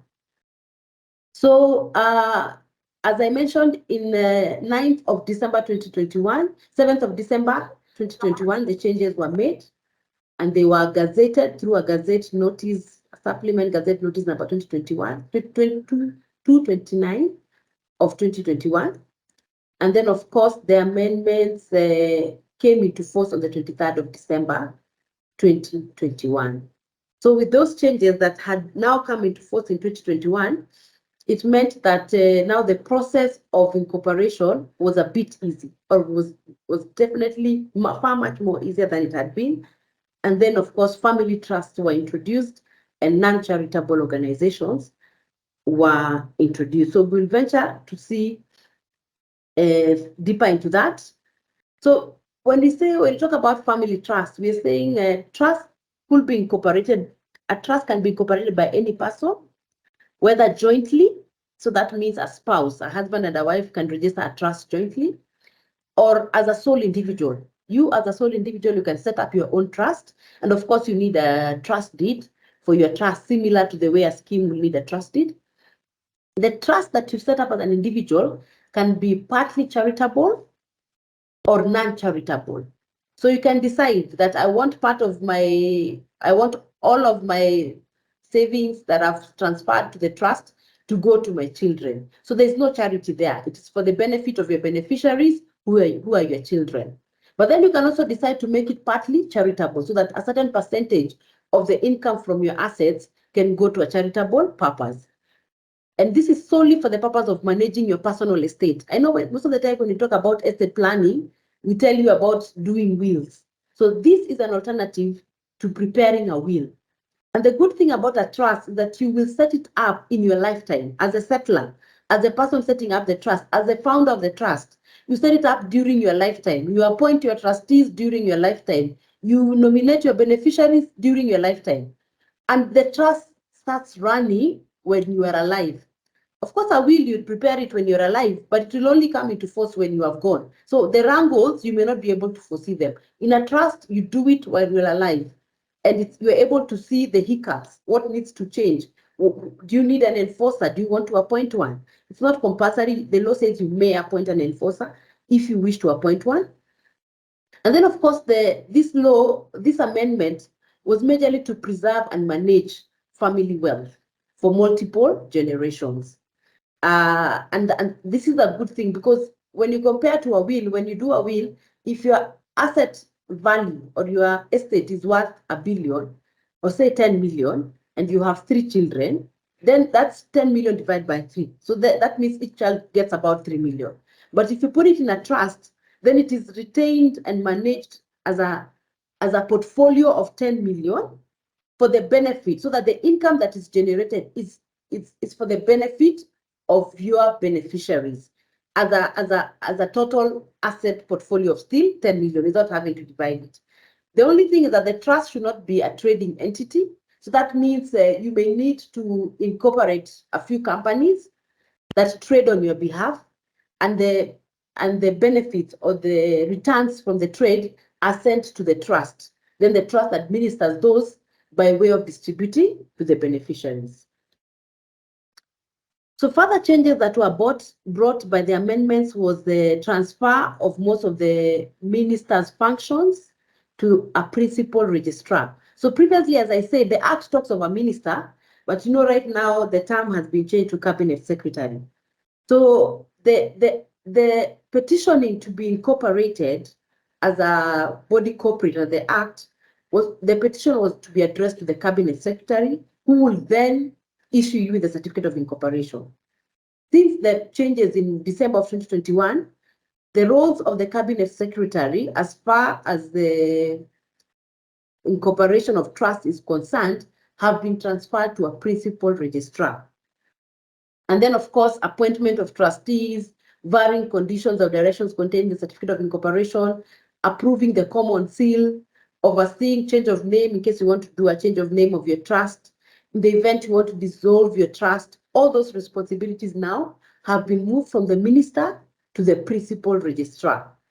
And of course, the effect of this change is that this makes the process of registration less hectic, less cumbersome, and achieved in a realistic timeline. In fact, the Act provides that the application to the principal registrar, which is in the form of a petition, shall be approved by the principal registrar or rejected. You know, they also can reject, shall be approved or rejected within 60 days. So now we have a specific timeline provided in law, unlike where we were before, where it will take 3 to 5 years. So now the law is specific that it should be within a number of 60 days where you get a response, either approving or rejecting your application to be incorporated as a body corporate. I also mentioned that the other change that the amendments brought were the possibility of registering non-charitable trusts. So before you could only register a charitable trust, but now non-charitable trusts can also be registered.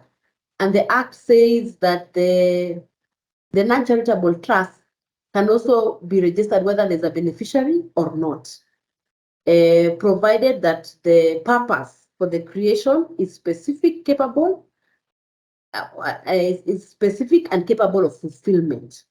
And the terms of the trust provide for the disposition of surplus assets upon determination of the trust. So that is key if you want to set up a non-charitable trust under this particular Act. So we now delve deeper into incorporation of schemes, boards of trustees, because we are looking at why should a scheme bother to be incorporated and what is the process of incorporation. So number one, the law says 60 days, but then what is the process? So every scheme as of now in Kenya, any pension or provident scheme in Kenya definitely has a trusted and rules approved by RBA.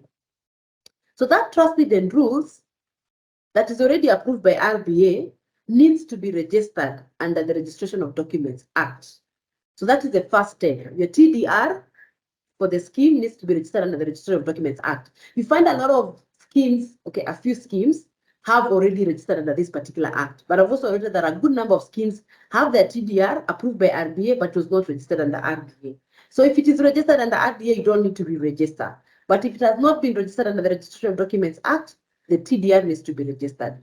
Once the TDR is registered, the next step is to petition the principal registrar to be incorporated as a body corporate. That means you will need an advocate to draw up a petition for you. Part of the petition, in the petition, you will list who the trustees of the scheme are. If your scheme has individual trustees, all the individuals will appear there, indicating their names, providing copies of their IDs, providing copies of their PINs, providing copies of their passport photos. So that's how well the principal registrar wants to know who these trustees are.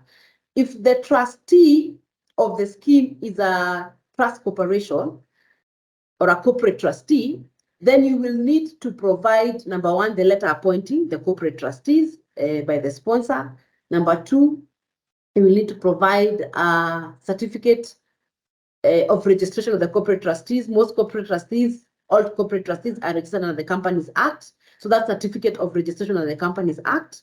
You will also need to provide a list of the a CR12, a current search, indicating who the directors are of that corporate trustee. So they always require a recent search, company search, listing the directors of the corporate trustee.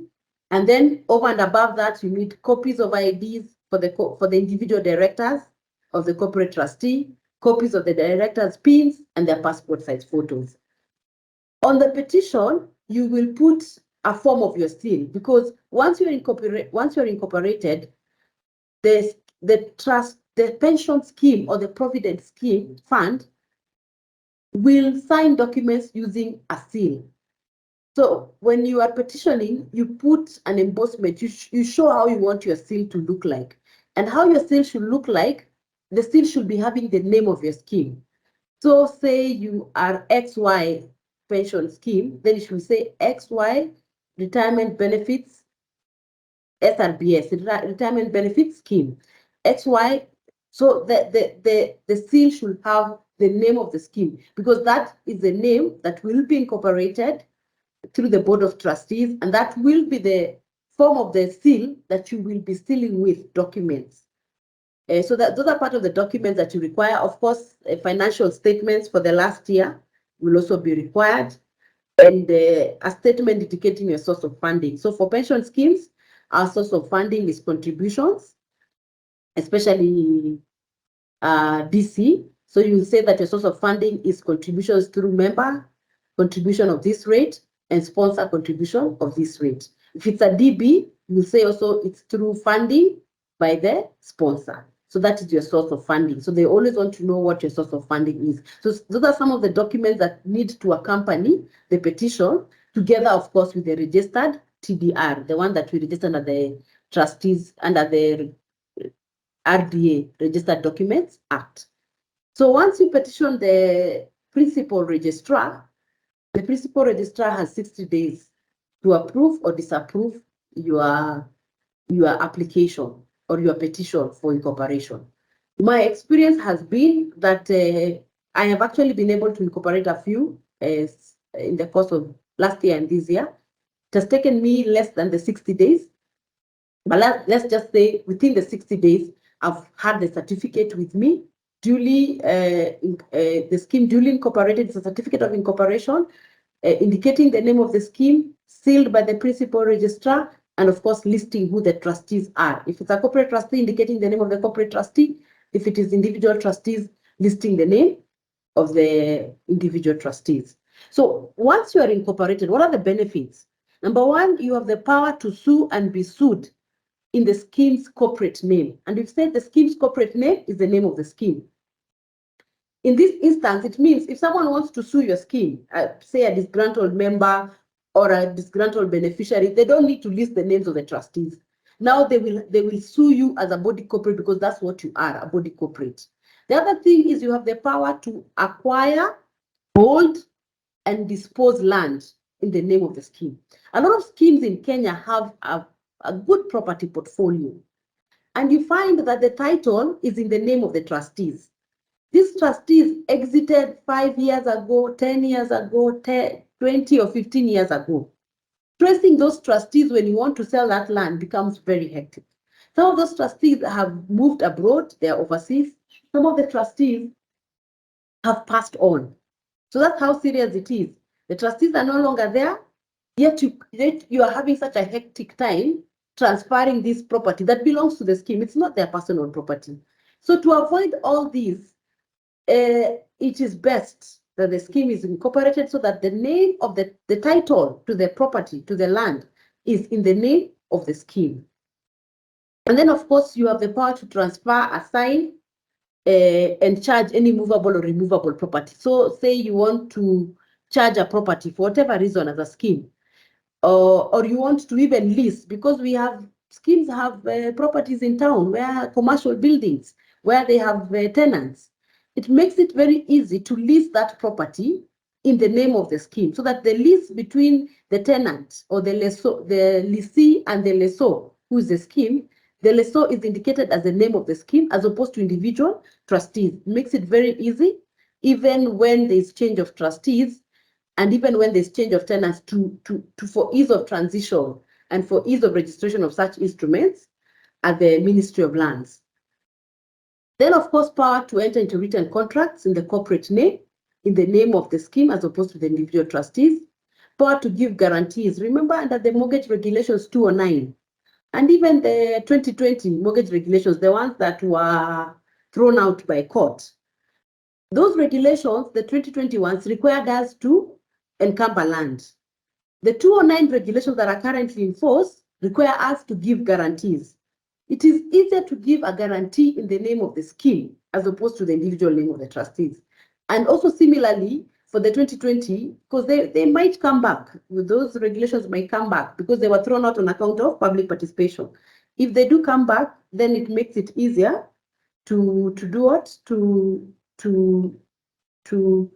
incorporate the scheme, to encumber the property in the name of the scheme. Then execution of scheme documents, all you need is a seal and 2 trustees, as of course resolved by the trustees. Now trustees are supposed to register, schemes are supposed to register with the Office of the Data Protection Commissioner as data controllers and data processors. Incorporation is very key. Once you're incorporated, you will be able to register in the name of the scheme under the with the Office of the Data Protection Commissioner as data controllers and data processors, as opposed to registering as individual trustees. Of course, one of the requirements under the Act is that you need to file annual returns with the principal registrar. And these annual returns actually take the form of your financial statements. They don't have a standard form of annual returns. My conversation with them is that a lot of schemes do put in their financial statement, because your financial statements will indicate who your trustees are, will indicate what your any changes that have happened over the years, will indicate your address, will indicate a lot that the principal registrar may require. So that is the only requirement. There is no cost in filing these annual returns as of yet. So annually you will file at no cost unless that changes over time. So what then are our takeaways? We are saying that registration under the Retirement Benefits Act or the Income Tax Act does not confer corporate status to a pension scheme or a provident fund. Therefore, incorporation of boards of trustees is key. Under the Trustees Perpetual Succession Act, it's a requirement for a scheme to be. So once you're registered under the Trustees Perpetual Succession Act, of course, your scheme will be a body corporate. So thank you very much. That is it from me. I will return these to Aurelia.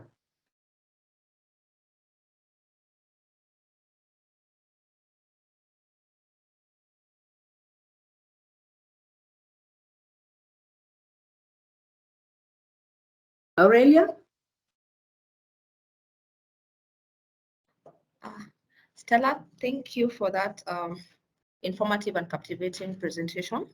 So we've had to rush because of the timing. So I'd like to invite questions from the guests in attendance, but because we need to have our next speaker join us, please engage Stella in the chat box.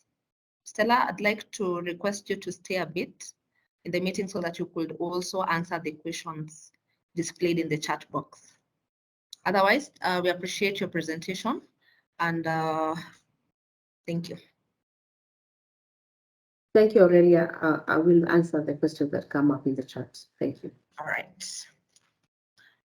Okay, so I'd like us to proceed. I know we'll eat a bit into your time, the guests in attendance, because you are supposed to finish by 1. But we still have one pending presentation from Ronald on the finance bill. So I'd like to invite Ronald to introduce his colleague who's going to take us through the finance bill. So Ronald, you're welcome. Just to take you through, Ronald is an audit and tax expert and managing partner of Ronald LLP. So Ronald, over to you. Ronald, I think you're on mute. Thank you for that introduction, and also I've enjoyed the presentation by the team on regards to pension matters. I know time is much spent, and I don't know how much time we have, but as you can see the way I'm talking and I'm having a mask now, I've been really, I was really looking forward to make a presentation, but I would like my colleague who is online now, Erastus Chogo, to make this presentation on with regards to the Finance Act and how it impacts pensions on in various ways. So I hope he will take the next probably just 15 minutes to give highlights, because of time, I don't think we'll be able to delve deeper into the Finance Act issues. The Finance Act that, you know, the court has suspended the implementation. But we have seen some areas of implementation, especially with regards to the fuel prices, the 8% VAT and all that. So it's good to just look at what does it have with regards to pension schemes. So thank you so much, and welcome Erastus for this presentation. Thank you, Ronald and Aurelia. As mentioned, I won't take much of your time. You can confirm if you are seeing my screen, Aurelia. Please confirm. Yeah, I can see that, Erastus. Just hit on the presentation mode so that you can see the whole presentation. You can just hit on that one. All right.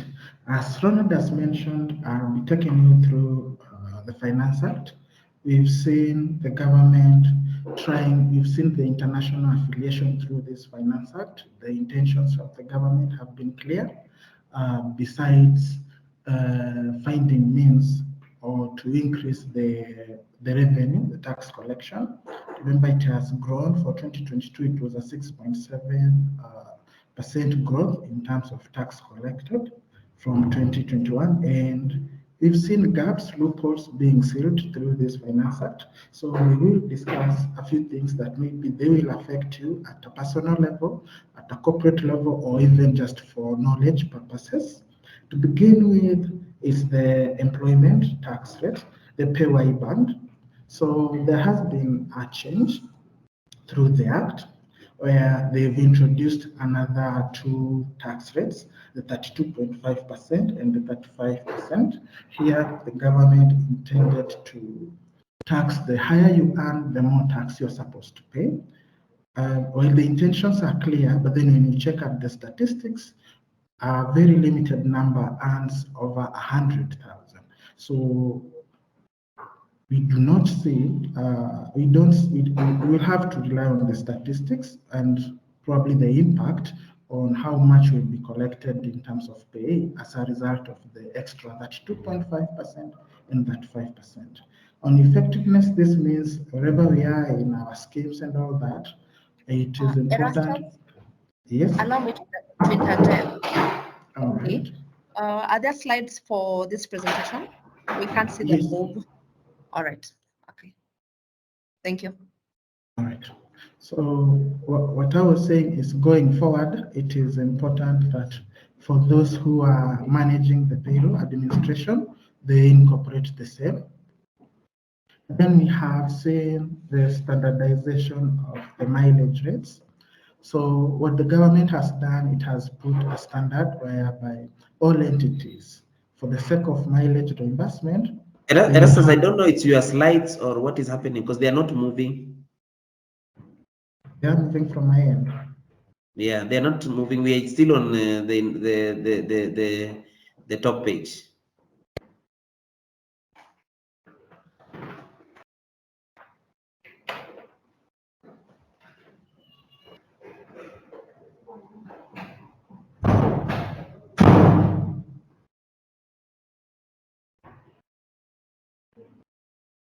Yeah, now we can see.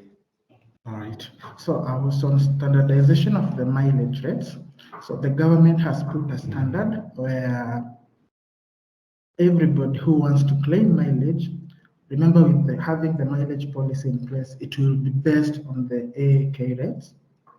So the Automobile Association of Kenya. So in our mileage reimbursements that we do claim for the sake of using our personal motor vehicles for official use, the rates that will be applied, they will be in line with those as provided by the AAK. What this means is anything that will be in excess of what is provided in the schedule, because there usually is a schedule where probably your car CC is probably 1,500. You'll find for every kilometer you cover, they give you a reimbursement of about 31 shillings or so, depending on the CC of your motor vehicle. So anything that you will earn above, over and above what AAK has provided, then it will be taxable. Of importance here is to remember the supporting. As much as there's a mileage, there needs to be a policy. You have to provide the information or how much kilometer you did cover with your motor vehicle when attending to out of office duties. Then there is the introduction of the post-retirement. There is the introduction of the post-retirement medical fund. So the PRMF, upon introduction, the government is trying to encourage just as the session is on pension, what will actually benefit us or take care of us in our old age. So contributions made with regards to PNMF, they will now qualify as part of relief. And the act provides for a 15%, which is equivalent to a maximum of 60,000 per annum or 5,000 in a month. This reduces the taxable amount that is subjected to PAYE. And there is the club entrance and subscription fees. Previously, this was disallowed for the sake of, on the employer's side, it meant that it increased the income subject to tax on the side of the employer. Then now the Act is trying to align this with the individual's income. What this means is for the contributions that we get, our employers do for the sake of the employees, whether it's, let's say, in our case for ISPAC and all that, this will be subjected to pay. It is grossed up to what we earn and then subjected to tax. And it won't be disallowable when it comes to the employer's side.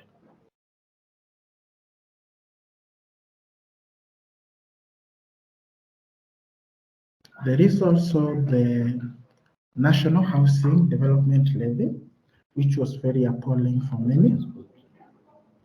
When you look at it, the introduction of the housing levy, we've seen a lot of discussions. It's been a buzz in the media.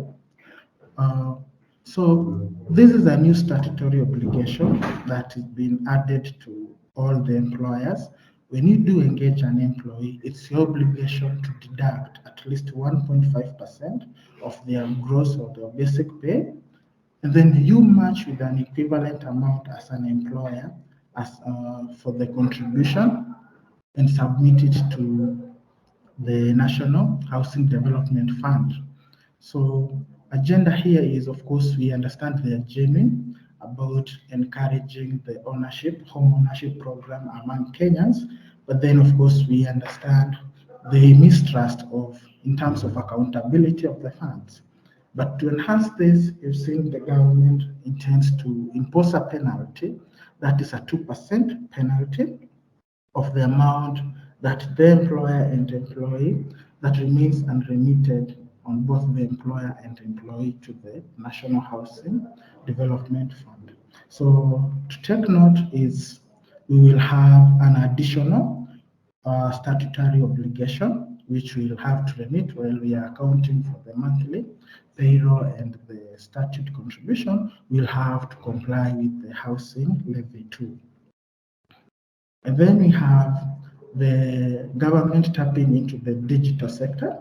Now, on digital content monetization, which has been a trend that has received a lot of appraisal since COVID and up to date.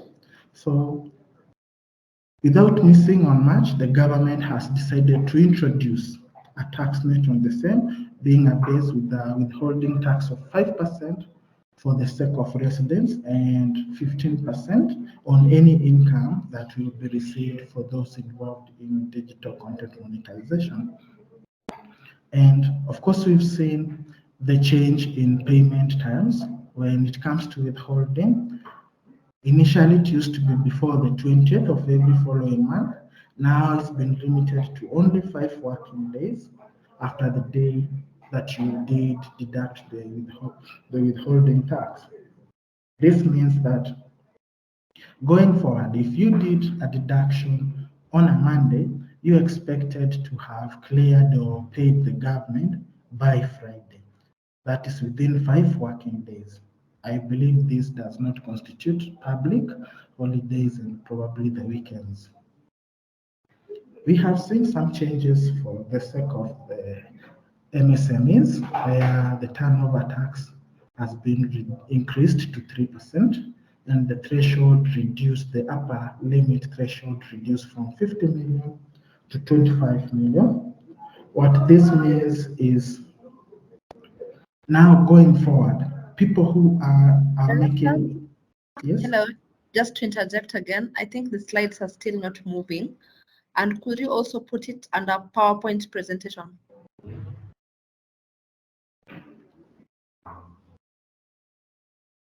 Thank you.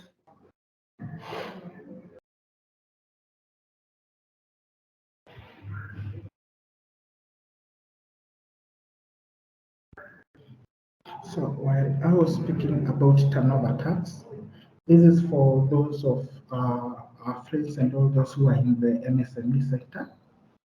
For those who will be making at least 25 million in revenue in a year, they will now have to switch to the standard regime where the standard 30% rate applies instead of the 3% that has been introduced. And then for the sake of those who are in the rental business, there is a relief where initially it used to be at 10%.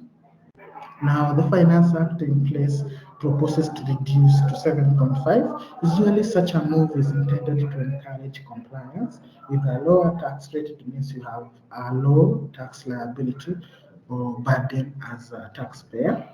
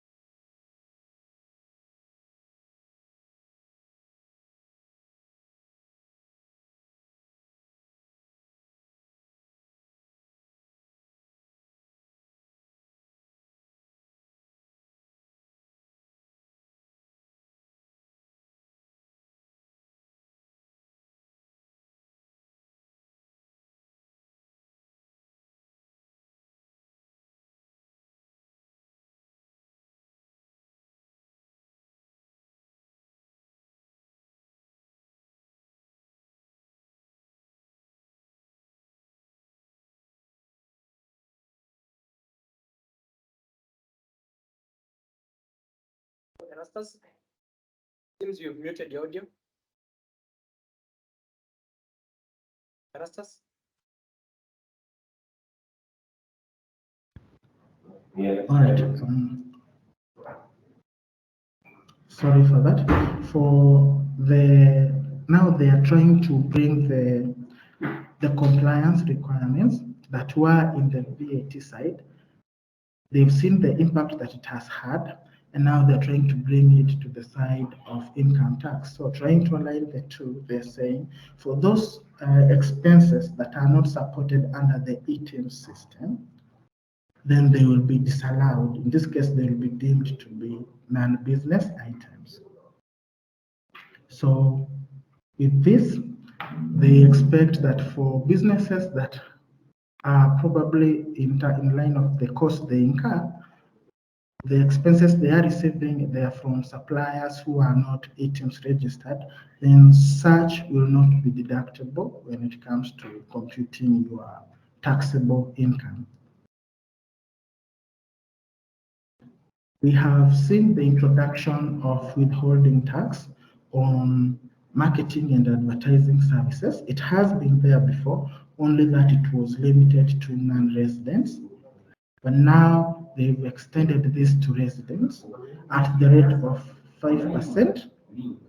At the rate of 5%. So that means for marketing, sales promotion, and advertising services, whatever rate you engage, then they will be subjected to withholding tax at a local rate of 5%. Initially, people would have this. Sorry, Erastus. Sorry to interject. Your slides are not moving, and perhaps, we could also make use of the little time that is remaining. Thank you. Yeah, I will continue as they are this way. With regards to sales promotion, marketing, and advertising services, Previously, the people have been treating this as either management and all that or professional. Now, regardless of the naming, they will be subjected to withholding tax. There were some changes under the VAT Act, which were many, but then being an indirect tax, probably we interact with it one way or another. We've seen the change in the petroleum side. So the petroleum products themselves, the rate has been increased to 16%, and we are seeing the impact at the pump. And then for LPG itself, we've seen it being zero rated now. For input VAT deductions, now they're putting a requirement that you can only claim this input if you are VAT registered, and that whoever you acquired the item or the purchases from has declared it as a sale. Otherwise, you won't be allowed to claim the input VAT. With regards to exported services, they are now in exempt status. This follows the kind of how costly business has been as a result of those who are in service sector for their clients who are cross-border. And then the government recognizes the globalization of businesses. As a result, now records that are kept anywhere can be relied on by the commissioner. They don't necessarily have to be in the Kenyan office. There are some changes in the tax procedures which administers how taxes are applied in Kenya. Of essence is the adoption of the electronic tax systems. The government has invested a lot in this. Leveraging on electronic tax systems, it proves to be efficient, reduces time wastage and all that. So the commissioner has been empowered to introduce an electronic system which will be issued and used in recording of stocks. So there is also the introduction of the DMRS, or the Data Management and Reporting System, which will be used by KRA or the commissioner. So taxpayers will be required to relay data through these particular systems. So over-reliance on these electronic systems is proven that it can really work, and it increases the tax collection, and that's why it's being promoted through this Finance Act. And they've also even introduced a penalty in the case that taxpayers will fail to comply with these particular systems. So what we're saying here is, going forward, we might likely see our interactions with KRA change, as they will be giving you probably a system where you do share whatever records they might be in request of. Then we've seen the introduction of the tax amnesty. This follows the success of the voluntary tax disclosure that was there previously. So what they're saying is, for the undeclared taxes until 31st December 2022, well, you will qualify for for waiver of penalties and interest if you do actually get to pay the outstanding principal tax, or you come into an arrangement with the commissioner on how you will clear that particular principal tax. However, this is capped to a time when you should have cleared all your payments on or before the 30th of June 2024. So this is intended to enhance at least clearing the non-compliant taxpayers and bring them to a clean ledger of taxes. And the commissioner now has an expanded scope of actually trying to recover tax. This means initially they were given the power to abandon pursuit of taxes in the case where it was proven they would encounter more difficulty in recovering that taxes. Now, with the repeal of that provision, it means however small or however assumptions made by the commissioner, they are still required to be in pursuit of the taxes that maybe they're being held by the taxpayers. And we've seen the ADR times, this is the alternative dispute resolution. they've been extended from 90 days to 120 days. What this means is we have more time to, through the ADR proceedings, where we get to agree with the KRA in case of a dispute, we present our cases, at least a proper determination may come out in case that we have an ongoing dispute. So it is a lot that has been. We've seen in terms of agency notices, previously the commissioner, in this case KRA, would raise an assessment upon a decision being made. And now they've expanded the scope to the installment side of it. For those people who have an income tax obligation, you are required to at least comply with the installment taxes. In the case that the commissioner raised an assessment and you failed to object, they are now required to raise an agency notice on that. And in the case that you did not appeal against an assessment, then the commissioner will still have to raise an agency notice on that. All these measures, you can see, they are all channeled to increase revenue collection. They are aggressive in terms of the commissioner, giving the commissioner a lot of duties, with the agenda being to collect more taxes. So we've seen a lot, and for the sake of time, I would deem this would be the right place to stop there and give it back to Aurelia.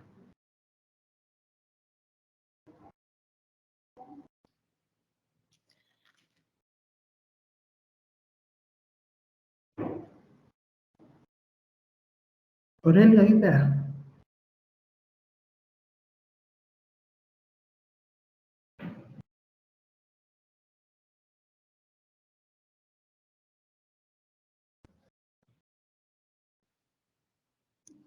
Yeah, I think Erastus, we can get some few questions. Thank you so much for your presentation.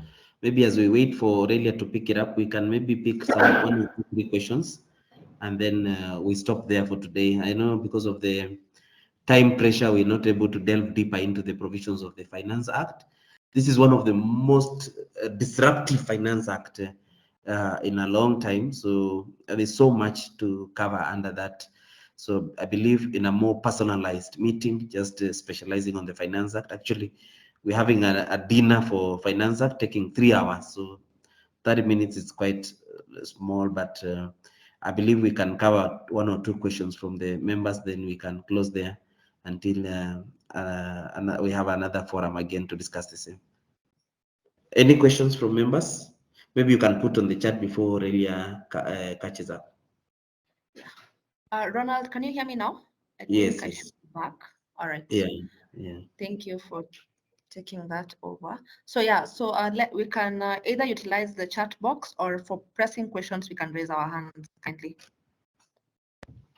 I know we've eaten into your lunch hour, but these were very interesting conversations. So please bear with us.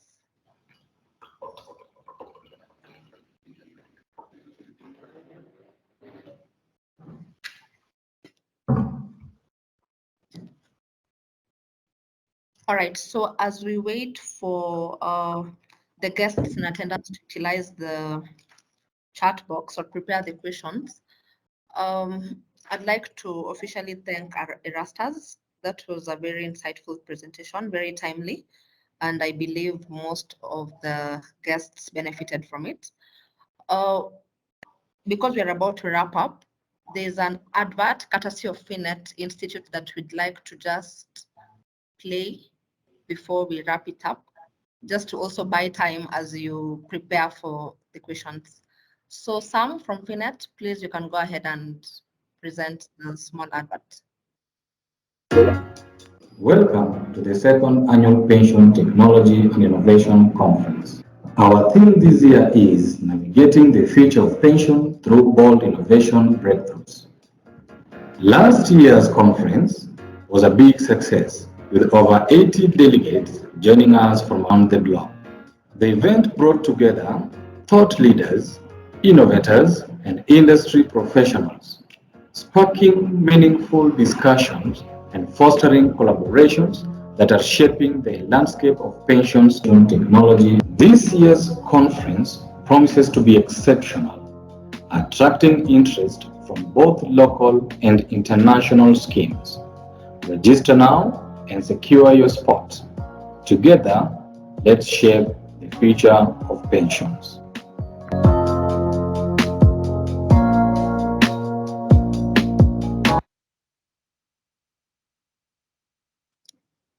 Great.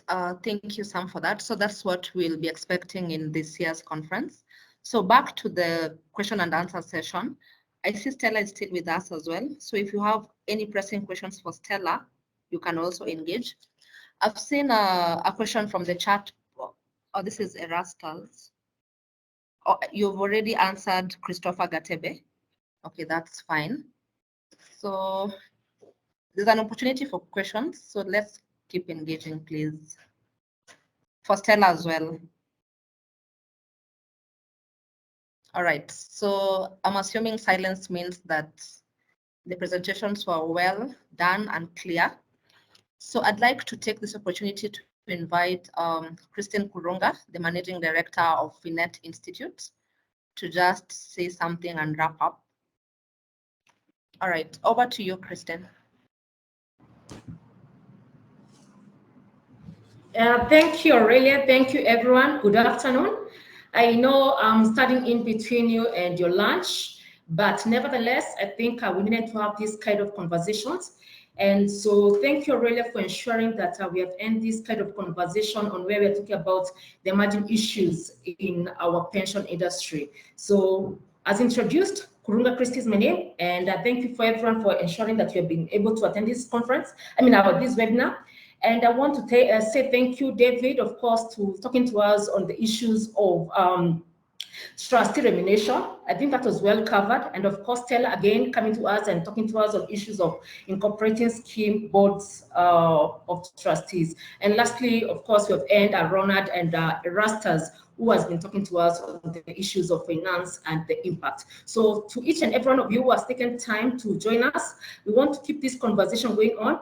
Finnet, we are keen about ensuring that anything that is happening to the industry, we are able to keep the conversation going on, because I think and that is why we ensure that anything that is emerging, we're able to have this conversation. So Aurelia, thank you so much for moderating this. And of course, Team Finnet, we have the people who have been behind the scene to ensure that this webinar is able to take place. We say a big, big thank you. So Aurelia, from us, from Finnet, want to say thank you so much. Stay safe, and let's continue engaging. And as Aurelia is trying to ensure that we talk about our next conference, which is of course in 2 weeks' time, that is on the Technology and Innovation Conference. It's bigger and better this time around, and of course it is attracting not only local schemes, but international schemes. So make sure that you are in attendance. It's from the 25th to the 28th of this month. Thank you so much. Stay safe. Let's keep engaging. Bye-bye, everyone. Back to you, Aurelia.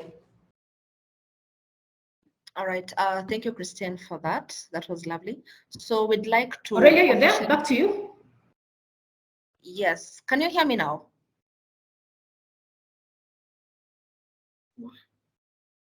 Hello, Aurelia, can you hear me? But I'm using my— Sorry, Aurelia, you're audible. I think Christine's machine has a challenge. Proceed, Aurelia. All right, okay. So that was lovely from Christine Kurunga. So I'd like to officially end this webinar. It's been a pleasure being the moderator for the webinar. So in case of anything, for the new participants, people who don't know Finnet so well, please feel free to visit our website and engage with our sales team in case you're interested in any of the trainings we have for the rest of the year. Yeah, that's all from me. Thank you so much. Godwin, would you want to say anything before we wrap it up? Not really, just to appreciate everyone and wish everybody a good Friday and a good weekend. Thank you for joining. All right, enjoy your afternoon. You can leave the meeting at your pleasure. We will share the notes. Thank you once again.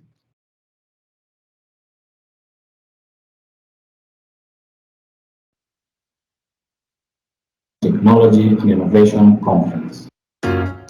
Welcome to the second annual Pension Technology and Innovation Conference.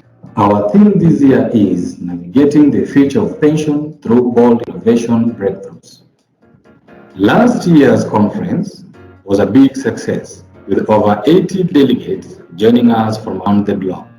The event brought together thought leaders, innovators, and industry professionals, sparking meaningful discussions and fostering collaborations that are shaping the landscape of pensions technology. This year's conference promises to be exceptional, attracting interest from both local and international schemes. Register now and secure your spot. Together, let's shape the future of pensions.